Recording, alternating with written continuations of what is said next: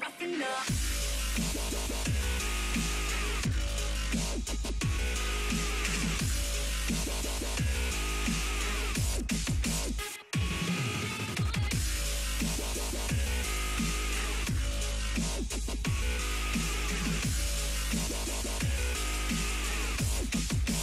Dopest dope you've ever smoked.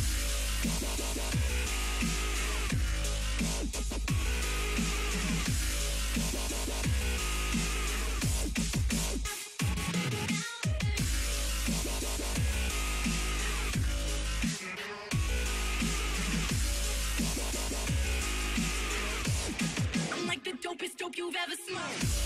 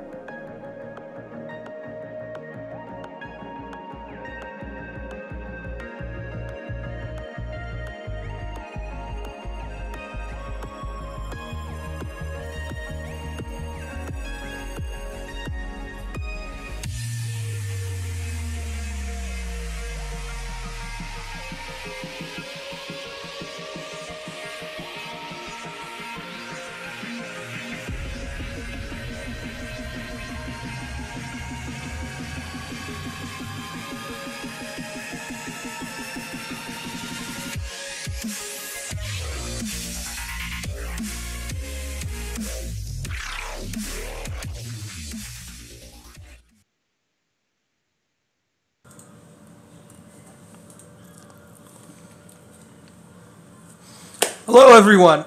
Sorry about that. Hello, everyone. Welcome to episode 1 of Ram Reviews. My name is Ram, also known as Broken Shard, and I'm joined by special guest Kubz here. Kubz, how you doing?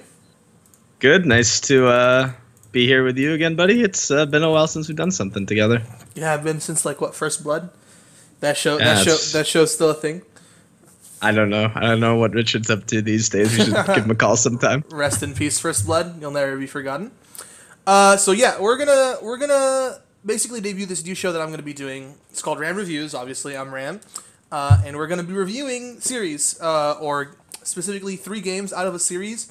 Probably with an EU, NA, Korea, LPL, even some wildcard regions. Today we're gonna focus on the semifinal match between Fnatic and Misfits, where Fnatic did lose 3-1 to Misfits. I guess it's been a while since it happened, so I mean, there's no dangerous spoilers anymore. So I guess I could go ahead and say that. Spoiled on Ram's stream. Yeah. So first glance, before we get into it, what did you think about the series? Like, what were your thoughts coming out of that series? I mean, I guess because I was in Fnatic and I kind of got to see these guys for a split beforehand. I kind of knew when the meta shifted and they weren't going to be able to play the same style that they were going to struggle, because Fnatic's never been a great macro team with this roster. They've always been individually gifted players who get ahead through Broxa and then they just outplay you. So as soon as we went into this series and it played out the way it did, it wasn't as big an upset as I thought, but it was still, I was still surprised they lost, so almost in a convincing fashion from Misfits, Like it didn't feel like an upset. It felt like the better team just outplayed Fnatic. I guess I kind of have to ask. So a very interesting and funny German jungler was on the analyst desk not too long ago talking about specifically Broxa, saying that his job was easy because he had 3 pushing lanes and 3 winning lanes. What do you have to say about that? Because Broxa was kind of invisible in that series compared to Maxlore. First off, bless you, God Gilius. I cannot wait for you on the analyst desk. Keep bringing it. In terms of Broxa, I mean, this is, people forget, this is this guy's first split or first year in the league. And although he's not really a rookie anymore, the way Fnatic played last split, do you think the guy actually got to learn very much?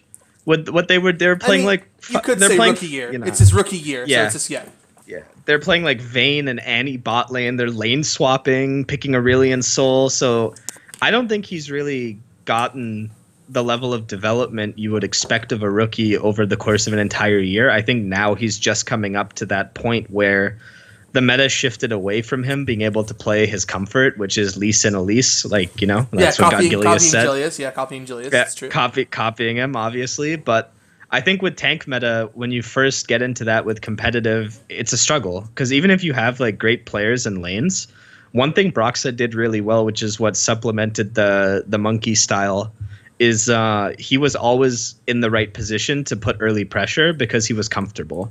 Once that gets taken away, you have to learn in tank meta what to do. And what I noticed in this series specifically, and once the meta shifted to tanks in general, he's still playing like it's Elise and Elise, Rek'Sai, Kha'Zix. He's not playing tanks properly. He's just wasting time, and he's not finding those ganks that he was before. He was definitely a lot more effective when they were they like to play specifically lane pushing mid, some kind of tanky top lane that had global pressure, Shen Galio, and side laning AD carry, Tristana, Kennen, Kalista, stuff like that. And he played stuff like Kha'Zix. And what he did is he utilized the CC that he got from top lane and the CC that he got from mid lane to just constantly invade the jungle, and just that's how he would win games. They're constantly Shen Elise, Syndra / Talia, Tristana, Thresh every single game. And when it changed, it seemed like he just never was able to have the impact, because I don't think he knows what to do with Gragas or knows what to do with Sejuani. Because the thing is that Fnatic were never actually that great at team fighting, in my opinion. I always thought that they were simply good at team fighting because Soaz actually carried so hard with his engages, and they were so far ahead that they just won team fights.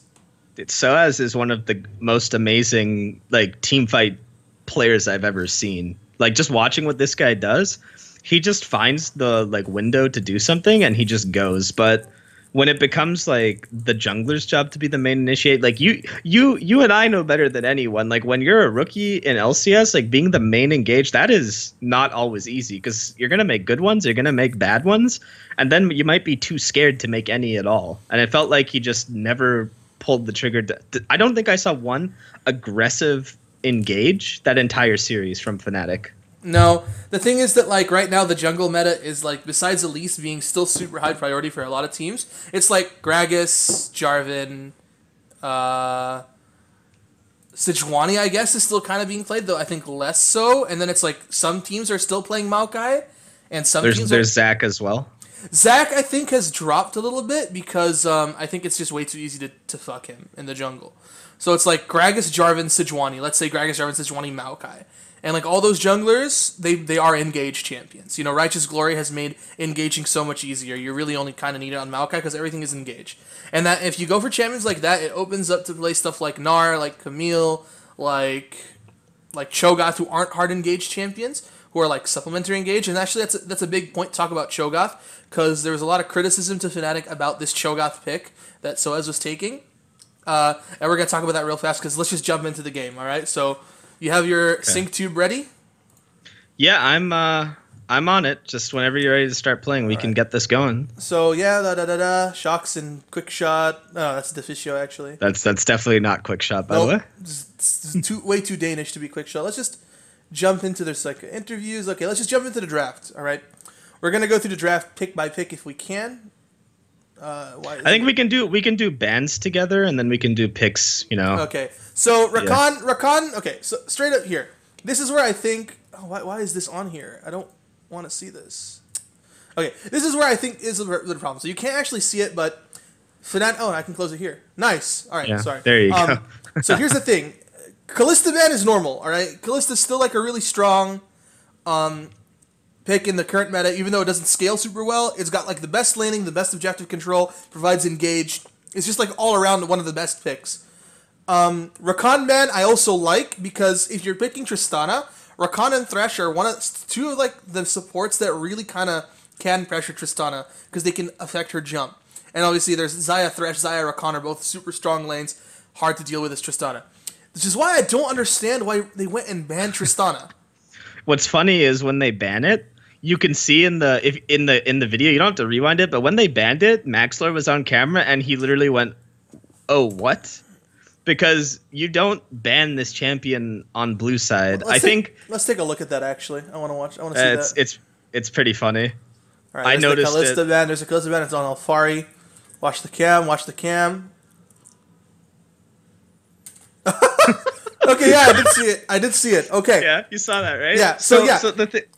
They actually fucked themselves. Sorry to interrupt you. Because the thing is, if you force Misfits to ban Kalista and Tristana, Xayah becomes a super strong first pick. And if you're trading Xayah for Rakan, aren't you just winning? Because Xayah is good into Rakan. And if you take Xayah, you force them to take Rakan. Yeah. So I think the game plan. So for context, like we're in a best of 5, right? So in terms of the best of 5, even though it's a huge mistake, I think to ban Trist, I'm gonna give Dylan a pass on this just because I think in game 1, if you have like a set plan, like just so we're clear, Fnatic picked blue side here, which is a huge mistake, by the way. Like you should always go red side when you can right now. Red is so broken right now. Red is so broken. Like red is insane, and so they went blue side. They had the strategy in mind. So in terms of like a single draft, this is stupid what he's doing. But I think we give him a pass because it's game 1, and they clearly had a game plan on playing a different AD carry because they thought maybe the skill differential would be bigger. But I still agree, like banning Trist on blue side in general, like this should not happen. I don't ever think banning Trist on blue side is ever. If you're a team that can't first pick Trist or have a specific counter lined up, which in my opinion, there's no consistent counter to Tristana right now. The only thing that works half as well is Xayah and Rakan. If you can trade Tristana for Xayah and Rakan, then you can actually start talking. Like there's ways that you can play around it. But the way that it's going right now, I really don't like where Fnatic is going. So let's move on. It gives them a free ban too. Exactly. Like, now Misfits is now free Misfits ban. got an open ban. Like they can ban Gragas. They can ban. Okay, they banned Jarvan. Jarvan, it's a fine ban. It's a good flex. That's one of Soaz's most played champions this split. Alongside Gnar. One of his best. It's one of his best too. Like and this, there this we free go. ban. Oh. That's an engage. So the Orianna, it's specifically just for Power of Evil. Power of Evil is a sick Orianna player. I can understand that. That's a good ban. In my opinion, I think that's a really good ban. Caps, he's a good Orianna player, but Power of Evil is an insane Orianna player. Just thinking playoffs, stole Baron with it, fucking Nashor's Tooth, that shit you don't want to play. Elise, that's their free ban. I'm almost certain I think he paused it here, yeah. Yeah, I'm almost certain that Elise was their free ban. They wouldn't have banned Elise if they had to ban Tristana. Well, the thing is... And here's the reason why I think so. Because they ban Jarvan and they take Gnar. Gnar being Soaz's second most played champion, besides Jarvan. I think it was like 7 games Jarvan, 7 games Gnar. So they definitely had the strategy to ban Jarvan and take Gnar. Yeah, that's why I think Elise was the open ban. Tristana would have been the last ban there. Or Jarvan would have been the last ban with Tristana's second ban. And what Fnatic did is when they banned Tristana, they kind of shot themselves in the foot because now they don't have a good prio AD carry to take, because now they take Xayah without Rakan, and they don't get Elise, which is Rox's best jungler, and probably the best jungler on this meta. Elise is insane still, but I think... So I agree actually with Elise being the free ban. I think that the Jarvan ban here for me, like when I see these bans and I'm Fnatic, do you just not go Gnar first pick almost instead of the Gragas? Because I would be thinking like, wait, what do you play into Gnar? Do you like Alfari Camille versus Soaz Gnar? I'm good giving Soaz Gnar, and if they take the Gragas and I'm Broxa, then I can pick Sejuani if I want to. I can pick Rexa. I can pick anything. I don't think so. Yeah, like yeah, definitely. Here we go with that. Is that Gragas is probably the prio jungler right now, and Camille into Gnar is like a 50-50 matchup. So the thing is that you have to ask yourself, do you trust your 2v2? If you get Gnar and then Sejuani, and they can get Gragas Camille, are you going to be okay in that 2v2? Probably fine. I think Gnar is a super high priority pick. I think Camille isn't a great answer to Gnar. I think Camille into Gnar is a hard matchup for Camille for a majority of the game. And Gnar is probably the best top laner on this patch. Well, Fnatic's pigeonholed themselves too, though. They can't pick Xayah anymore, because then they give Gragas and Gnar, so they have to pick one or the other. So now, they take Gragas. And here are the prio picks that are still on the board. Syndra, Galio, Xayah. Yeah, and they get and because Jarvan's out, Gnar becomes insane priority. So it's super easy right now to just pick Gnar blind, and then you can just pick the Xayah, and you're just sitting on whatever you want to pick third at that point. So I think they kind of fuck Soaz here with the Gnar pick. It pigeonholes his top laner. I don't think he wants to play Camille. Not in game one. Or like Irelia. I mean, I don't think Irelia is even that good. It's like way too inconsistent of a pick. Like Camille is like almost always just a better Irelia. Just trying to remember. I think they go Gragas Syndra here, don't they? Or Gnar. Okay, no, they actually go Gnar Xayah. So they don't. Yeah, they do the Xayah thing. So they don't actually need to pick Syndra because Galio's open, and they're totally fine to play Galio, which is considered like a counter. Renekton does not do good into Gnar. Someone just wrote in the chat about Renekton. Renekton does not. No, it's a bad matchup for Renekton. The only options if you want to play like super winning lanes are Camille and like Rumble, you know? But well, yeah, Rumble will win early and then get outscaled. Camille will lose early and then theoretically outscale, right? Yeah, but by picking, and so I think they were okay in game one, like giving Gnar away. Like they got pigeonholed with Xayah here, but the thing is with Ori out, now Cassio is also available. So I think by them matching Cho'Gath here, and I think this is where Caps ends up. If you can just play it out until Caps locks in, because I'm pretty sure this is where he picks the cat. Yeah. So I think Cassio's fine just because of the Abyssal Mask build, and PoE's an insane cast. Because like what would happen is if they didn't take Cassio here, they would take Cassio and then like ban Syndra and maybe Victor, and then what the fuck is Caps gonna play? He's only got losing matchups. Yeah, right? I mean this also forces Misfits to take the mid lane pick. They have The big problem though, Fnatic like when you're blue side in phase 1, you want to match the first 3 as best you can. Exactly. And so because they didn't pick AD carry, this gives the power to Misfits now, because now they can pick mid and just pinch Martin's champion pool, I really and think they're gonna have winning AD carry. Doesn't matter, because what AD carries are even left? Jhin, Varus, Ashe, Sivir. All of those are shit into Xayah. I mean, you could play Caitlyn, which is still not great, but Caitlyn does. I think Caitlyn is an absolutely garbage champion on this patch. I think it's a trap champion. Yeah. You also have Kog'Maw though too, which doesn't do horribly. So right? Kog'Maw and Twitch. So Twitch is the pick that we saw, but wouldn't Kog'Maw make their comp way too AP heavy? So I think it's completely out of the picture here. Yeah, I think it's one of those weird situations where you would want to pick Cog almost for the matchup, but because they've picked Gragas, Cho'Gath, Cassio, there's no room. So you're basically saying, okay, we're going to play Varus, Ashe, or Twitch. So here's the thing. I actually think Sivir was the pick here. And they couldn't pick Sivir here. They couldn't pick Sivir here because if they took Alistar and banned, say, Janna Morgana, you're fucked. Because Alistar destroyed Sivir. That's why they couldn't take it here. And I guess Misfits identified that Sivir would have been so good. I mean, what does Cho'Gath and Cassio need? Move speed. They need ways to get into the fight. Sivir does that perfectly, and Sivir is a reckless champion. He's always been a good Sivir player. So Misfits will take their mid laner here. It'll be the Syndra. As usual, Bountiful Syndra player. Zoom the phase 2 band so we can just pause when we see them all, I think. Just gonna fast forward. Okay. So it's look at that. Varus, the strongest laning AD carry right now. Next to Kalista and Sivir. The pick that I was just talking about. Then they take fucking Zac. Zac into Gragas is a bit of a I think it's a bit of a what's the word I'm looking for? It's a rough, really, really rough matchup, I think. But Syndra Zac is a disgusting 2v2. Absolutely disgusting. Yeah. Like I think with the Gragas matchup too, like it's not as suicidal as say that there was like a Kha'Zix who would just like come kill you. But I think by picking Zac here, the one thing you have to recognize is right now you have the Cho'Gath Gnar, so Cho'Gath has early shove. You have Cassio Syndra. Cassio has early shove. To level 4. So now to level 4. And so guess what Gragas gets to do? Invade repeatedly. But after that, Zac is a much better pick because of what you said about the 2v2. So the lanes turn. Gnar starts having some pressure after first recall. Starts actually being able to do stuff with the Cho, but Cho still has some kill pressure.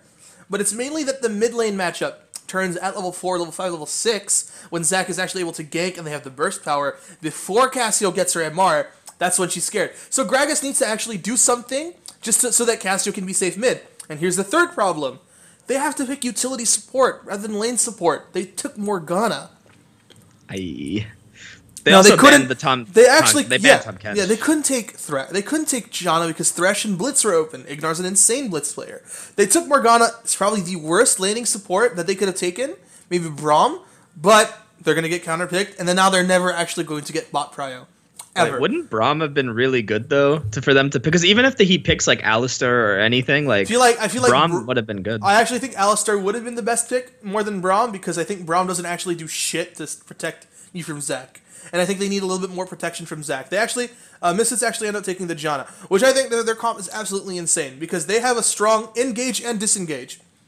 Fnatic have engage from Ashe and and Gragas, but there's too much disengage and too much CC that you could do. Why not play Jace into Gnar as a counter because that's only a lane counter, but it's fucking hard to play outside.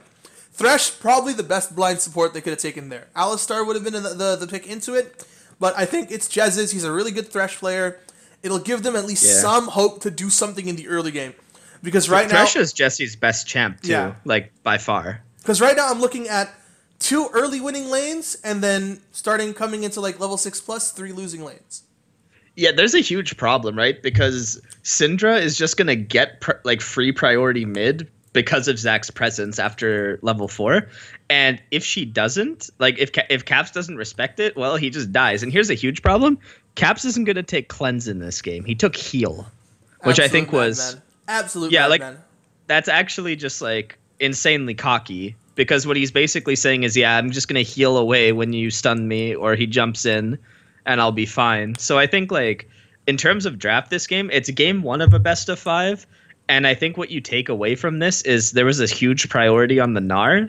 The Tristana ban kind of screwed you in terms of maybe taking the Elise? If I'm Fnatic and I see Jarvan ban and Nart pick, I know exactly what they're doing. And I think it becomes more about getting Soaz into a comfortable champion matchup. I think they failed to adapt and understand that early in the game, and it really fucked them for the entire series. That Soaz was not able to get his most effective champions. Because really, who's the best player on that team? Who is the best player on that Fnatic team? It's Soaz. It's Soaz. Soaz is like arguably probably one of the best players in the EU League right now. Soaz is the best top laner by a mile in terms, like maybe not. Soaz isn't like the one. Let's not get carried away. I think Soaz is the best top laner. Well, you got top laners like Odoamne, like Expect, like Alfari, who have been playing better. Maybe not Odoamne, but you know what I mean. Like Expect and Alfari, who have been rising up and playing well. Even Vizichachi is a really good top laner. I think that Soaz is still at the top of the league, but not by a mile. But the fact is that if he's the best, you give him a champion that he can do something with, he can carry the game alone. Yeah, and one thing we didn't touch on, how does Ashe do damage this game, by the way? No, that's the thing. Ashe doesn't do damage this game. Cassio's going to be the most damage. Ashe is going to just kind of like scrub around the sides. And yeah, basically that's how Fnatic want to fight. They want to arrow something, eat something with Cho'Gath, and then force Misfits to come into them 4v5. Can you give some details on what makes him the best top? I mean, his consistent engages, his laning, like everything that Soaz does, he just does better than top laners right now. Well, just to add on to that, Soaz does a lot of things. Like, so when you watch Soaz play, and if you watch Fnatic play when they're their best, it's off of Soaz's engages and how he finds places to be where he shouldn't be. So he finds like a great flank that he shouldn't, or you know, he's able to get like a free kill. Like in lane, he's not going to be the guy who wins by 60 CS, but he'll play his lane okay. He isn't the greatest about getting ganked, but after that, his game sense and ability to make plays is just at a higher level than the other players, I think, in top lane. Mm-hmm. So, like, as you can see here, Maxlor is going for a Blue Wolves buff start. If you looked at mid, he was getting pushed in. Soaz, because of the pressure, is actually able to get a ward. Maxlor spotted. Brox is going to be a little late on this invade. I don't think he could do much. But now, look, he's got pressure on Maxlor. He knows where Maxlor is, and he's doing what Gragas should do in this matchup. Look at that. He's chasing him out of the jungle. Good on Broxa. We're going to just watch this on 2x speed. The early game isn't a big deal. It's mostly just to watch. And then Maxlor gets whisked out of his jungle like we expected. Like, we knew this was going to happen. Like, just looking at the lane setup, the way it works is that Castio pre-level 4 beats Syndra. Syndra's about to hit level 4. Yeah, give me one sec. My video is lagging behind you for some reason. I don't really understand. But I think in terms of like the first clear, he got the little invade off, right? And he was able to get a little bit of intel, but that's all he gets now, because I think Caps, like by pushing the lane, there was no way for him to burn the Sums mid on the Syndra. So now it's literally just farming camps, and that's a huge problem if you're Fnatic, because you got nothing out of these first 5 minutes. Yeah, I mean, I guess that's fair, but I think that's exactly what Caps needs to do, is just constantly shove the Syndra in and force her to use mana on the wave, because then that actually makes it so he doesn't lose at level 4, because then Syndra doesn't have enough mana to actually start trading with you. You can see he already tried ganking too. Like, this is exact ganking at level 3. Like, he's already stopped by the mid lane, you know? So yeah. This is just a sign of things to come. Didn't really get anything except got Syndra like a slightly less awful recall. But here's the weird thing. Hansama and Ignar are actually losing this lane bot right now. Jesse also went Thunderlords and AP item. I guess he didn't get the memo about what was OP. Maxlor's gonna go back mid. I think this is like kind of where Maxlor does want to just cover mid, because this is where he's gonna win the game, just off of mid lane ganks and mid lane pressure. Power Reveal 6. Alfari's gonna start trading with Soaz, and yeah, Broxa tries to gank, and he doesn't go for the E flash. Honestly, I would have liked to see Broxa E flash there. Cho'Gath flashes as well, and they just kill the Gnar. Yeah, I think it was a free kill, actually, if they had really wanted it, but I guess he was just afraid to pull the trigger completely. The problem is now, Alfari gets that back off that he needs to. It's now he has pressure in the lane. The lane's also going to turn for Syndra. So if Cassio continues to just push, like Cassio in the 1v1 can still push, but when she does, like, she's just going to get ganked repeatedly. And this was a nice attempt on the roam that they did, by the way, where they tried to 3-man mid. I actually like that. Misfits identified that they're like, guys, we're going to take in the ass in the early game. Yeah, they just ganked mid. Cass couldn't even do anything. Guess he had cleanse, he would have been able to flash. Wink, wink. But I think that's Misfits just saying, like, yeah, guys, we're going to take in the ass in the early game. Let's get defensive wards so we don't get roamed on. And, you know, give up CS leads just so that we can get past the early game. And I think that's fair. I think that's a good strategy. And, like, now it seems like the lane in bot's starting to turn. Yeah, and Broxa has, while he has actually done some good invades, he hasn't actually done anything in the lanes. And I think that as a Gragas, that's, like, awful. And Jesse trolled. He flashed in. Actually, Yeah. Flash for 2 flashes is good. You got Ash Arrow, but, I mean, just look at mid right now. This is awful for Caps. Yeah, I mean, the only thing Broxa could have done is try to flash on mid-level 3 instead of the invade. But now it's one of those situations where Misfits got through the early game. And I think the reason bot lane got... I think Ignar and Hans just let them shove in, to be honest. Because then they just can't get ganked by the Gragas early, and then the lane will end up turning. But all the lanes you can see are starting to turn now off of this. And now it's just free reign for Maxlor to start ganking wherever he wants to. Looks like gank top lane. I think... Do they get Alfari? Yeah, I mean... This is where they kill him. This was good. This was good, but it was bad because Alfari knew that he was topside. There's a roam for Power Heal using the mid prio. I mean, yeah, Power Heal has complete control over this game, or had complete control over this game, just because of the early pressure. And I mean, there's some fights top, and if Maxlor can actually freeze some of this, it's not even that bad. It's a 1-for-1, but Alfari gets wave advantage. Yeah, Broxa ends up getting it to the tower, but I think that's just a sign of like the priority that PoE gets mid now. Like Caps cannot contest. I think Alfari made a mistake here though. Like he knew Broxa was topside. They saw him on the ward down by the crab, and then he overstayed to try to get the extra wave before leaving. I think that was pretty greedy. But PoE and Maxlor just turned the kills, and the problem is now Misfits can just play a slow early game still, and they'll win the game, or they could just gank mid.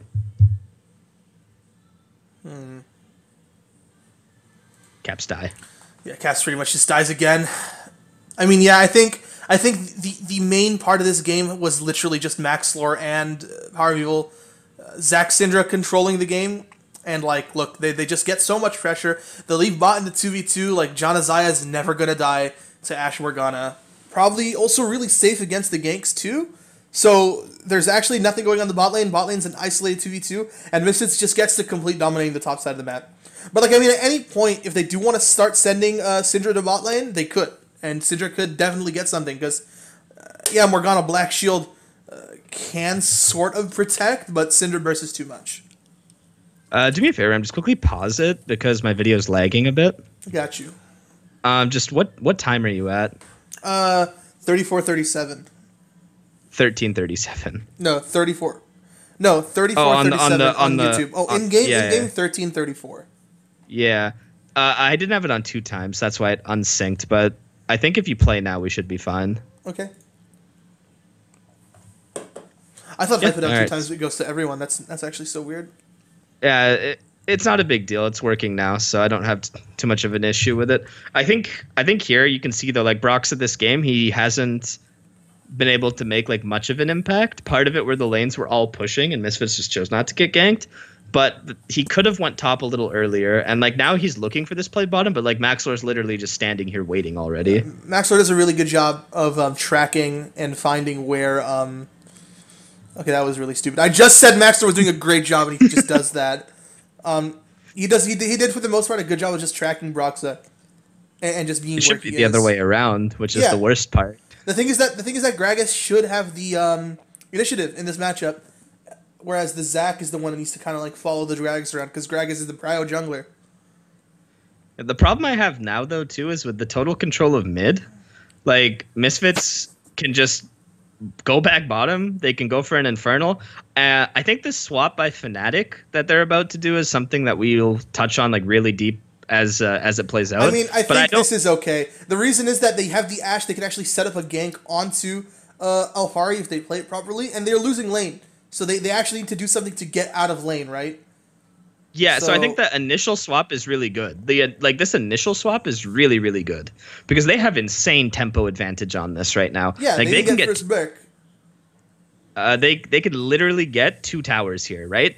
And this is good, but now they do the thing where they try to go for a tier 3, and I don't know why they're doing this instead of just like either recalling, walking on bot since the dragon is good, or just. If it was a bad dragon, they could have just walked on Rift Herald and mid. Why don't they just walk mid? Yeah, I'm wondering why they didn't just walk mid. Well, I think when it's a good dragon, it's probably better. Like, it's infernal, so I think it's fine to reset, just walk bot, do a push out, and take the dragon, and then swing mid. But if it's a bad dragon, I think they should have just walked mid gotten hits. Because now, like, look how behind in tempo they are.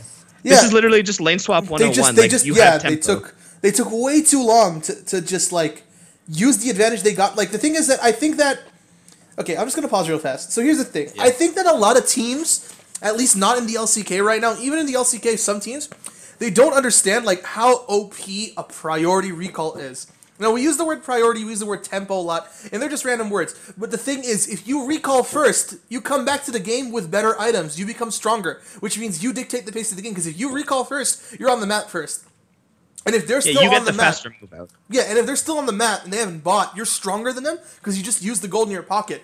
Like this gold lead that Misfits have is what 2,000 gold, right? Yeah. That gold is useless if they don't back and use it.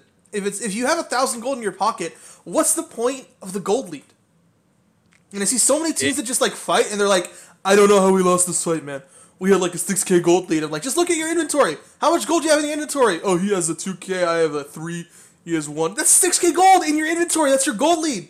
You're not doing anything with it. But also, on top of that, I think a huge thing with tempo, so when you have first move from base like Misfits do, this also means, like, even though Fnatic is going to get this dragon and bottom tower, Misfits gets 2 towers. And here's the most important thing. They always have the first move on mid, unless Fnatic matches after 1 tower. So Fnatic doesn't just accept a tower loss to defend mid. They're completely screwed because they're going to lose mid tier 1 tower, and then there's nothing they can do. So I think this play all around was a game-losing level macro mistake, which if you're a top team, this should never happen. You should never be going for an inhibitor tower at 17 minutes. Like, you should be using tempo to impact the map. Fnatic are behind. Let's accept the fact that they're behind. They need to accept the fact, like, hey, guys, we're fucking behind, guys. Right? They're behind. Yeah. They're behind in the game, which means that they have to do whatever they can to just get tempo. And at least try to equalize in that way and make trades. And the best way to get beneficial trades is to be on the map faster. They took their advantage. They got greedy for more. Imagine if they based and went back on the map first. Even if they're behind, if they set up first, get the right vision, they can make a pick. They can force someone to base. That's what their comp has to do, by the way. They have to make picks. Exactly. They have to make picks. Yeah, but like I'm talking to any composition. Get there first, set up vision, make it like blind, and just force them to walk into you. And then make a pick. Fnatic got greedy for too much, lost every advantage that they just like had to build themselves, and yeah, they're gonna get an Infernal Drake, but they trade it for Rift Herald, and they lose top turret. They lose 3 towers at the end of this because look, Misfits gets to walk mid, and look, Fnatic, they're pushing this wave again. So look how late they are to walk on mid. Like the bot lane's recalling, so they just lose mid. The big thing is here they just lost mid turret. Losing mid turret against the Zac is GG. It is actually so fucking over right now. You have no clue. This Zac can literally jump on you from anywhere, and you just have to take it in the ass because you no longer have a mid turret. And the thing is that since Power Evil's even winning this matchup, you just get pushed in all the way to your tier 2 turret at mid. That's actually just like you just lose the game. It's lost. On top of that, if they and this is the biggest problem, Fnatic, even if they group everyone mid, they can never actually siege against Syndra because she can always one-shot the waves. So I mean, it's not even just about Syndra, man. It's the Zac. Zac can because they're never actually gonna get wards. Zac just engages like fucking anywhere. No, I agree. I'm just saying like let's say Zac goes to a side lane and they want to go mid. I'm just saying like they can't actually. Yeah, Xayah and Syndra together. That is a crap ton of wave clear. It's really gonna be hard for them to almost ever take turret. Because how does Fnatic pressure now, right? Because Nara's going to win the 1v1 on one side, and Misfits can always send their duo lane to the other side lane. Fnatic has to go mid, so now Fnatic's going to catch waves, and this is a slow chokeout that's like beginning here. Like, look at what's happening. I feel like Zac just plays in between where Alphari is and where Syndra is, and they can never really do anything because their bot lane is self-sufficient on their own. Janna Xayah, it's like really hard to kill those two champions. You got to deal with Janna ult, got to deal with Xayah ult, got to deal with the Janna Tornado, you got to deal with the feathers and shit like that. Like, it's just too difficult. So Yeah, like look at this. Their bot lane just pushed out, and look, Martin and Jesse have the back. They can't push and pressure any further. And even though Fnatic has like basic vision in Baron, that's like fake vision. You know, like they can never utilize it. I think this is good to use the Ashe and just send him into the Gnar. Oh, can you pause it here? Actually, this is important to me. This is the Fnatic special, and I think if Misfits were more well researched, this should actually be pretty telegraphed, because when you look at the top wave, there's no one on top wave right now. Like the AD carry should 100% be catching that wave, because if you look where Martin is right now, he would already be on the wave top, right? So for me, when I'm looking at this, I think it's kind of like, because it's Fnatic, you just concede the pressure on Gnar, because he's not catching top wave and he's not showing mid on that wave. But that's all I wanted to say about that, the Fnatic special. I think sending Ashe into Gnar is totally fine, because if they add it's really good. Yeah, it's really good by Fnatic. But I'm saying Misfits, like Alphari and Misfits should have been calling some. Like if you study a Fnatic game, when he does plays like this, it's almost telegraphed. But I think, I mean, look what ends up happening. Alphari ends up just having to flash away.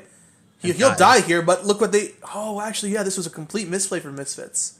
Yeah, they all tried to run down to kill them, and they just gave up the herald that they just used.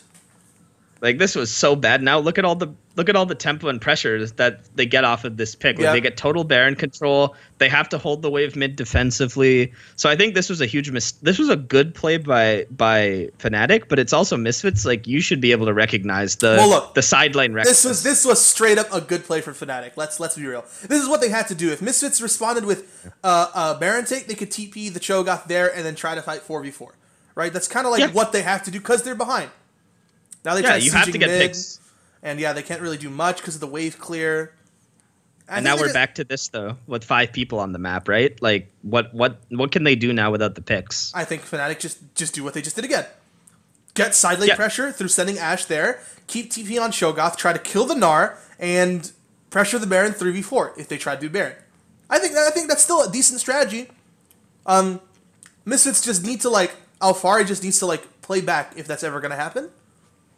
Yeah, this is really bad, by the way, what ends up happening here, because Fnatic does a great job getting all the vision, and I think here's where they get the Baron, actually. Yeah, so this is a huge. This is great by Fnatic, because there's a ward that they don't sweep here in the pit, and Fnatic's like, wait a minute, we could just go Baron right now. So this was a great punish of Misfits just not doing the job correctly. They get the Baron, and even though this fight happens, where, I mean, they're not going to win the fight, right? Like, we know they're not going to win the fight. They take Baron off the map, so Misfits can't punish any harder, and it slows the game down, which is what they needed. This was interesting, but I mean, they do get pretty much almost aced. Misfits should have never given up this Baron. I think this was... Yeah, I mean, the thing is that we can't ignore that. It actually seems like Misfits are... kind of slacking in a sense, or just making small misplays. And Fnatic, it's not like they're completely hopeless, right? It's not like everything they're good players. Yeah, it's not like everything that they did this game was completely fucked. No, Fnatic, they might not be the best team, but individually as 5, they're smart and they can recognize that. That's a super. That's a play where I don't think a lot of teams would pull the trigger, and they see that, oh, he's on Dragon, they didn't sweep on Baron, let's just hit it and we can secure it. And even though they lose people, this just slows the game down a little bit. But you can see they can't pressure it. I actually do think that besides the whole tempo advantage misplay that we talked about in the top lane, they've actually been playing from behind quite well this game. Yeah, they've slowed it down completely now. This is really good for them, even though they can't pressure. The gold lead has actually stayed the exact same. I think that's something to mention. It has been static around 3,500, and they've kept that gold lead the exact same. Obviously, it's better to close it to make the gold lead closer, but keeping it the exact same is obviously easier said than done. But that they're able to do it is really good. That's the second bet. That's the second best thing you can do when you're behind. The best being closing. But if you can't close the game, the gold lead, this is the best thing you can do.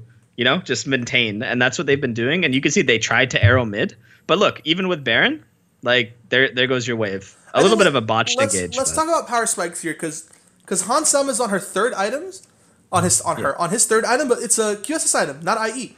So Zaya's actually behind on her power spike, whereas Reckless did go for the QSS without upgrading it to the to the IE. Mercurial Scimitar, Merc Sem, and he's gone IE, so that's the IE. BS Sword for the IE, so I actually think he's going to hit his IE power spike much better. And the thing is that when you go Essence Weaver AD carries, like Ashe and Xayah, your real spike is 3 items. When you hit the IE spike, you're really going to hurt. But, like you said before the game started, how is Ashe going to do damage? Yeah, and not only that, the thing is, Han Sama realized his job in this game is just not to die. So he rushes this to get the extra stats, like the lifesteal and all that, which is good.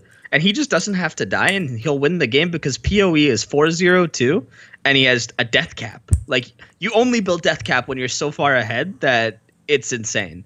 And because of that, he doesn't actually need the IE, whereas Ashe literally needs IE, and he still needs Last Whisper to actually do any damage in this game. I think the QSS is the right choice. I just don't like the upgrade to Merc Sim. I think that IE was still the best item that he could have gone. Or even Last Whisper, Lord Dominic's? Is Lord Dominic's the one that does percentage? Yeah, Lord Dominic's would have been really, really sick here, because everyone has more HP than him right now. Yeah, I think that's what he's going next, actually, now, too. But yeah, he could have just sat on QSS. I think it would have helped the raw damage. But I think the biggest goal for Han Sama is just live. Because if he dies, then it's completely doomed. Max Lord gets chomped. I mean... And there goes Midwave again. Yeah, I mean, they just can't engage. But Misfits are playing it... I think they're playing it really slow. And the thing is that it's so hard for Max Lord to engage onto Fnatic, because it's like Zac into Gragas, into Morgana, into Cho. He lands... And Cassio, yeah. Yeah, I think their real engage is just going to be like Zac G Suicides, and then Gnar just like Mega Gnar. Yeah. He's gonna what? No, he's just gonna suicide. You know, like jump into the enemy team and pop, Yeah. and then Gnar's gonna come in Mega Gnar when they're all like trying to kill the Zac. I think the mistake is Alphari should be split pushing right now, actually, on bot side. TP? He has TP. Like they've been sitting mid trading waves, and that actually benefits Fnatic because there's no pressure on them right now. Like Misfits has just slowed the game down, and they weren't pressuring, where they could easily have sent Alphari bottom and just cleared mid waves on the tier 1, which is still over half health, by the way. I'm trying to think, why would they actually need to be all 5 mid? If not, like, maybe a Summoner was down or, like, a Cleanse was down? I mean, yeah, PoE used Cleanse, but he doesn't actually need to... No, I actually don't think there's any good reason for Alphari to be mid. You're right, he really just should have been split pushing. And by the way, what we just saw in that engage, that's one of those SOAS things where he just, like, he got Alphari's TP, you saw, by just forcing that engage, which most people wouldn't do. And now Misfits, they actually have to hit the Baron if they ever see Cho'Gath in side lane, because Alphari can't match, and they need to force his TP. I actually think Misfits are in a really hard situation right now, just because not only do they have to do that, they need to make sure that when the fight starts, they have Mega Gnar. And if Fnatic there's a lot of conditions. And they actually, I don't think they can even do the Baron, because Cho'Gath can just TP and then run into the pit and eat it. Yeah, they can't do Baron to burn it. They can only hit Baron to bait TP. Which is what they're doing now. They have to just get TP and they have to run. And this is good now because with the TPs both neutralized, now they can send Alphari back to a side lane because he'll have TP first. And they can just chill until then. And you can see even here, like, Fnatic gets the inner track on mid, and look, the wave's gone again. There's no way for them to crack mid tier 1 in this game, because their comp is absolutely awful at sieging. It's actually horrific. Like, I know I said, like, in best of 5 you benefited the doubt game 1, but I'm changing that. This draft was just it was worse than drafts that we had in the spring. Let's just leave it at that. Well, the Max Lord got arrowed, and he just gets out. And I think Fnatic are just going to, like, fuck it, let's do Baron. And I think this is fine, because they have a Cho'Gath. Here's the big problem. Mega Gnar Alphari. He's going to get, like, a really good ultimate, I'm pretty sure. No, actually, I'm completely wrong. They just disengaged the fight. What the fuck? Yeah, but but here's the problem. Fnatic has to do this. They have to just keep going on Baron. Oh, but this is really bad. This is bad, because Alphari doesn't have Mega. But Fnatic can't engage with nothing, right? Like, look at this. Alphari's just back on the backside. And he's flanking. Yeah. Yeah, so now they can just pincer them. And if Fnatic doesn't fight together, they're going to lose. And look at this. Look at Reckless chasing Alphari, and then look at the pit. Reckless everyone is going to die. Reckless actually trolled this so hard. I mean, Alphari was out of the fight, Martin. You didn't need to chase that, bruh. And I think that's like a huge thing when Martin plays utility, is when he sees an opportunity to, like, get resources, he goes for it. That actually may have lost them the game. Like, they were in such a good spot, but the fact that Ashe Here, I'm gonna play that. I'm gonna play that slowly. Okay. Take Okay. a look at this, guys. Okay, let's play it slowly. Normal speed. Okay. Let's do it. Okay, let's look at the posturing of the team fight first. All right. Alfari's coming in from the top side through here with Meganar. And they're split. He's got Flash. I think Fnatic may know that, but they have good CC. They can Gragas ult the people here and turn on Alfari. Or they can Gragas ult Alfari away and turn the 4. Maxor's going to come in, okay? Reckless calls to turn on Alfari. Jez is going to turn with him. These guys are safe. Because Gragas, Maxor somehow actually misses the Cassio here. And then let's play it out a little bit more. Oh, what just happened? It went by too fast. Okay. Yeah, there you go. Alfari gets out of Mega and flashes away. I'm going to say that again. He drops Mega, flashes away. He's got no health. What the fuck is a 300 HP Mininar going to do in a fight? Reckless, instead of flashing on the Alfari, turns his ass and hits Max. And they win the fight if he turns. Hits Max. They win the fight if he turns. Broxa ults PoE into the middle of the team. Reckless hits PoE. PoE dies. Caps had ulti too, but he just died before he could actually use it. Like, Reckless, he just didn't use it. Reckless uses heal. Reckless uses heal on Caps. Caps lives. Yeah. Manages to press one button. Wins the fight. This is a huge mistake. The only damage dealer of Fnatic is now chasing a 100 HP Gnar and used his only defensive/offensive summoner to do it. And I look at this fight though now because there's no damage left. Like, he can't fight anymore. Here comes everyone, and you're dead, and you're dead, and now it's just it's almost an impossible game to win because Misfits have Elder and they have Baron.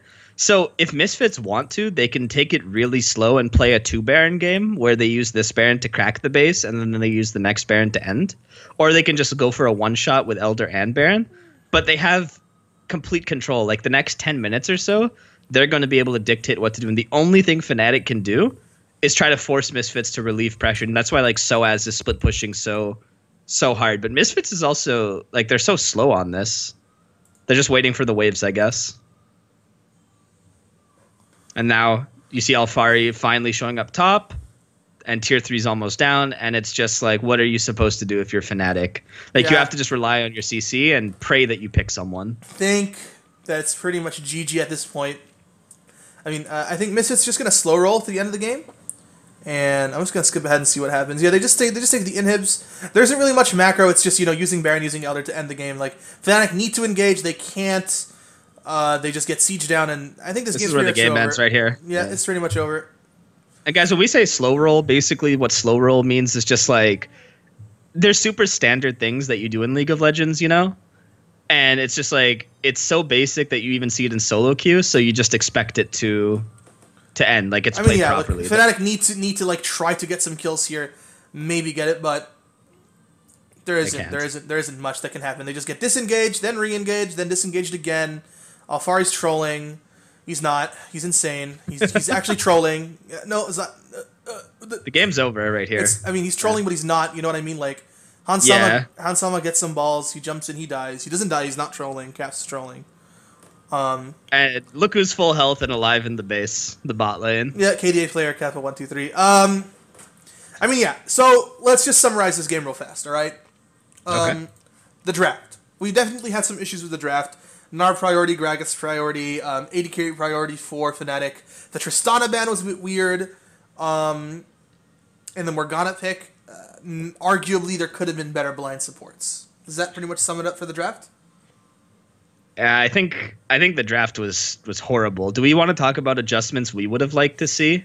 I mean, for the next straight game? up, from the beginning of it, I just say I don't ban Tristana. I first pick that shit. Yeah, I think because we're not gonna do game 2 and we're going straight to game 3. I think in game 3 Fnatic gets it right, but after game 1, I think it's super obvious that there's a high Gnar priority. If you're gonna go, and Misfits is gonna pick red side because they're not, you know, trolling. Red side's the most broken side to draft, so I think you drop the Tristana ban. You can switch that into literally whatever you want to. Literally anything else. You can ban Zillion, and it's more useful, basically, than banning Trist away on blue side. I like Zillion. So, yeah, so you do that, and then you can first, like, I would take Broxa off Gragas, because if they have to ban Triss, so now you can take Elise if you want to, and you can get him off of it in game 2. But instead, you know, they got the game where it was like Max Lore Rengar stuff. But that was the draft. In terms of the actual game, the only thing that I think I can really summarize is when you have like that much of tempo advantage early, like don't go for the 17-minute inhibitor. Like use it to go get resets, get back on the map, swing mid even for more numbers, and then when it came to later in the game, like Fnatic's comp, like how the hell are you supposed to take a tower with this comp? Get Soaz on a better champion next game. That's all I wanted to see. What about how do you feel? I mean, I think that's fine. I definitely wouldn't trade Elise for Tristana, but I think that's pretty good. It doesn't seem like Misfits had that high of an Elise priority. I think Max Lore would just pick other junglers, so there's actually a situation they actually get Trist and Elise. But that would be crazy. They have an issue right now because they are going to be on blue side again for game 2, but we're going to skip over to game 3. Yeah. So we're going to take a little bit of a break, about 5-10 minutes, bathroom, get some drinks. So we'll be back for game 3. Thanks for watching, and we'll be back really, really soon. See you guys soon.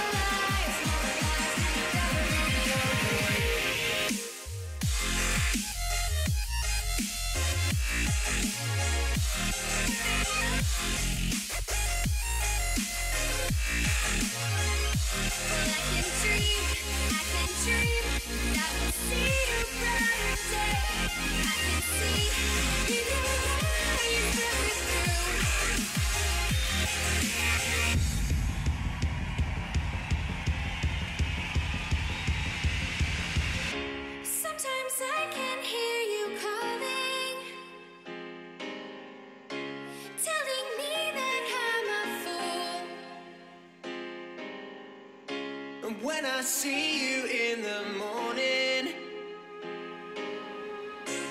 will you still want to be true?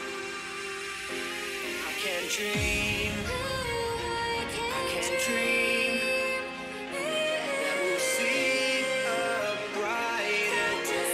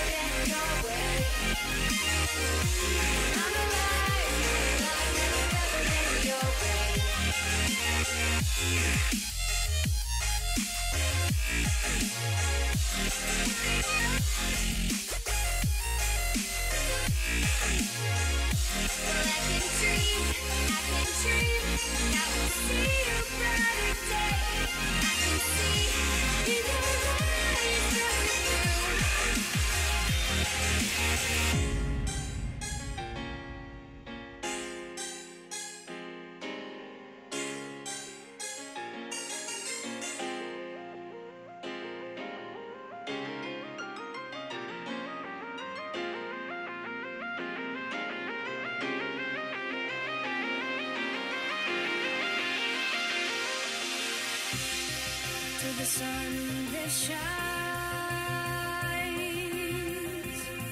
to the moon that follows, to the night that covers, to the day when love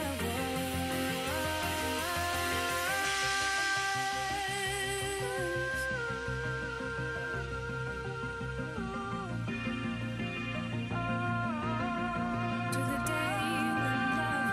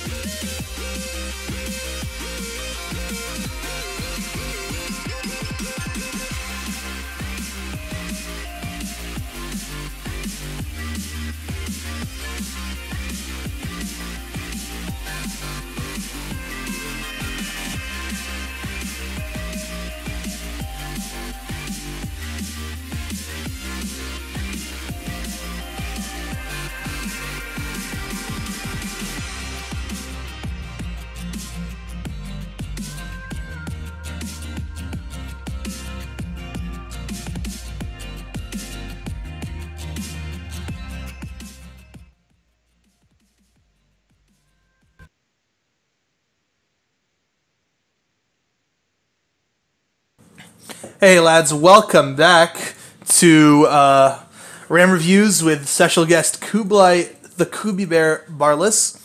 We just finished talking about Game 1 of Fnatic vs. Misfits. We had some talks of about draft being some of the issues there, and now we're going to move on to Game 3 of the series between Fnatic and Misfits. So this is going to be the game that Fnatic won.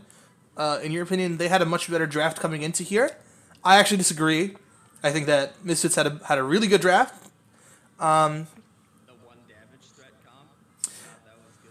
With like so many tanks, hell yeah, that's like my favorite comp. Anyway, let's pull up the sync tube and get started. Yeah. All right, let's do this. All right, we get to look at Soaz's pretty face in the beginning. The legend. Okay. All right, we're gonna. Yeah, hell yeah. All right, let's take a look at the bans this time. Kubz muted. Kubz is really quiet. Oh, I think that's why. There we go. I think I turned you out. Okay. Okay. Let's get started. Thresh, Orianna, Lucian bans. Hey, look, they didn't ban Tristana anymore. It took them two games to figure it out. And look actually what ends up happening. I told you, Kalista, Jarvan, Tristana ended up getting banned. Which means what's open? What's open, Kubz? What's open? I believe Elise would be open right now. And what does Broxit play? What does Broxit play? I think Broxa What plays does Broxa Elise. play? And what else does Broxa play? And Lee Sin, as according to God And Gilius. he's copying who exactly? Who is he copying? God Gilius. All right, you got that fucking right. Anyway, No, Rakan actually is also open because they didn't ban Rakan. I think the guess Thresh first ban pick. though signified that they were going after Rakan, but Yeah. does Misfits still ban the like? What if Misfits, when they saw the Oriana ban, what if they had just banned Trist second, and then seen what the third ban was, and So, then they could maybe yeah. ban Rakan? Like, think about it. Of the 3 picks that you have there, the one that I would be most willing to give up is the Jarvan. So I would definitely have saved it for last. But I don't think it's that bad because I don't remember exactly what they picked to play into it. But the Rakan has counters. Okay, let's not get crazy. Rakan, there are counters to Rakan. It's not like a broken. It is a strong champion, but it's not like got no counterplay. Not like Tristana right now. I mean, for example. Yeah, I just think like if you left Jarvan open, right, and then let's say they don't want to ban the Rakan, right? Let's say they just ban away Brox's Elise and they leave Jarvan and Rakan open. Are you okay giving away Jarvan and Gnar for the Rakan, or do you have to pick Jarvan and then you give away Rakan Xayah? I think the Jarvan ban's still worth it. Because Yeah. it does fit into what Misfits want to do, which is keep Soaz down. And as the draft goes on, we're going to see exactly what ends up happening is that they just do go for the Gnar. Straight up. The priority on Gnar for the past 2 games has been first pick in both of them, and you can see they're running it back again now. But what we didn't see obviously in game 2 is they had left Ori open, which was, I mean, they're gonna pick Ori over the Xayah in that case, but because it's back to an Ori ban, it's just back to Xayah Gnar, and again you're just pigeonholing Reckless and you're forcing Fnatic to pick mismatching 3, which is really good. I mean, here again, the thing is that right now there are 3, arguably 4 contested picks right now. No matter what Fnatic first picked, I think they'd be in a disadvantage. They first pick Elise, you take Xayah Rakan. Which is the most broken thing. You first pick Rakan, you give Xayah Gnar. And then they take Elise. They're going to take Elise. They first pick Xayah, you take Rakan Gnar. And I think Misfits set themselves up really well with the draft with this situation because they're always going to get a favorable trade no matter what. Yeah, I think the first rotation here, I agree with you. I think that when you see Lucian and Ori bans, and then you whip out Syndra and Galio is still open, I mean, you're forcing PoE basically. I don't get the Lucian ban. I don't get the Lucian ban. I'm sorry. I really don't understand it. I don't know what it's supposed to counter because like you just banned Ori, which Lucian does good into. So, free ban, I guess, just a free ban because they don't want to play Syndra Lucian matchup, maybe. Which I don't understand. Like, why would they ban it otherwise? That's a 50-50 matchup. I think Galio's a much better ban if they wanted Syndra. You think so? Yeah, I think Galio's better into Syndra. Yeah, I agree. My question is, with Broxa on Elise, like they know it's coming. And this game, you say Misfits had a better draft. Actually, I'll wait till the end. Let's just go through the phase 2 bans and talk about those, I guess. So they're going to just take Galio here, no? Pretty sure it's just Galio. Yeah, they take Galio and then they pinch 80 carries again. So I think Varus Sivir, yeah. So they're getting themselves a really strong draft, I think, overall. Or is it support bans because of the Rakan? I don't actually remember. I think you can just they pinch Sivir Varus again. Oh, sorry, I'm talking about Fnatic banning supports. And they actually banned Sivir Cho'Gath. They banned Tahm Kench Alistar, and then Misfits still get Gragas, which is beyond me that they actually just let them take Gragas, which is probably the best jungler into Elise right now. So I think just giving up the Gragas is stupid as hell, and they take Ashe Camille. So this was the adjustment I liked. Like it was kind of forced with the Cho'Gath ban. I'm hoping they would have done this anyways, but like you're giving Soaz a good matchup. And when you just look at the comps, and again, guess who's playing Ashe? This would have been a game to play like a Twitch or a Kog'Maw. He could play Kog'Maw this game, no? Potentially, I mean, it wouldn't. Like, I know you're playing against these, like, you don't have a lot of peel, so you probably can't, but maybe you pick Varus then, just because it will do more damage than the Ashe in this game. Because, again, now you're basically playing into a one-threat composition, and playing Ashe into one threat isn't so bad when you have like 4 other damage dealers, but I still think if they had picked like Varus, it would have been better. So here's how I think this game is going to go. Fnatic need to win early or they don't win. Really? Yes. Actually, pause this here. This is going to be a good talking point because I think it's the other way around. I think if Misfits doesn't get ahead, they just lose because this is the most important thing, right? In my mind. When I look at this, I think an early game, you have the Gnar and the Camille matchup, whatever. Elise and Gragas. Gragas is the best matchup into Elise. You have Syndra who shoves in the Galio. Nope. And then you have Galio shoves in Syndra. Other way around. Yeah, my bad. And then in bot lane, the Morgana is the worst laner. So I don't see the Morgana working like game 1 for Fnatic. I see Ashe Rakan shoving in, right? So in early game, Disagree. you have winning. I disagree again. I'm sorry to interrupt. I think that Morgana is going to shove in Ashe Rakan. The thing is that Rakan doesn't provide any push pressure, and Ashe doesn't also. She's got good trading. But Xayah provides both good pushing and trading, and Morgana protects the Xayah. Which means Rakan's never going to actually be able to all in, which is what he wants to do. So Xayah gets to push. And the thing is they that push, as well, and Broxa shows up and Gragas shows up, who wins that 3v3. I think Misfits wins that 3-3. Think so? If Okay. Broxa hits the E, sorry, if Maxor hits the E, and then Ignar lands the Q on Elise, she's Someone just dead. dies. They're just dead because there's too much chain. So Camille, early game advantage is Misfits, right? Like Yes. early game, but the question is when it comes later in the game.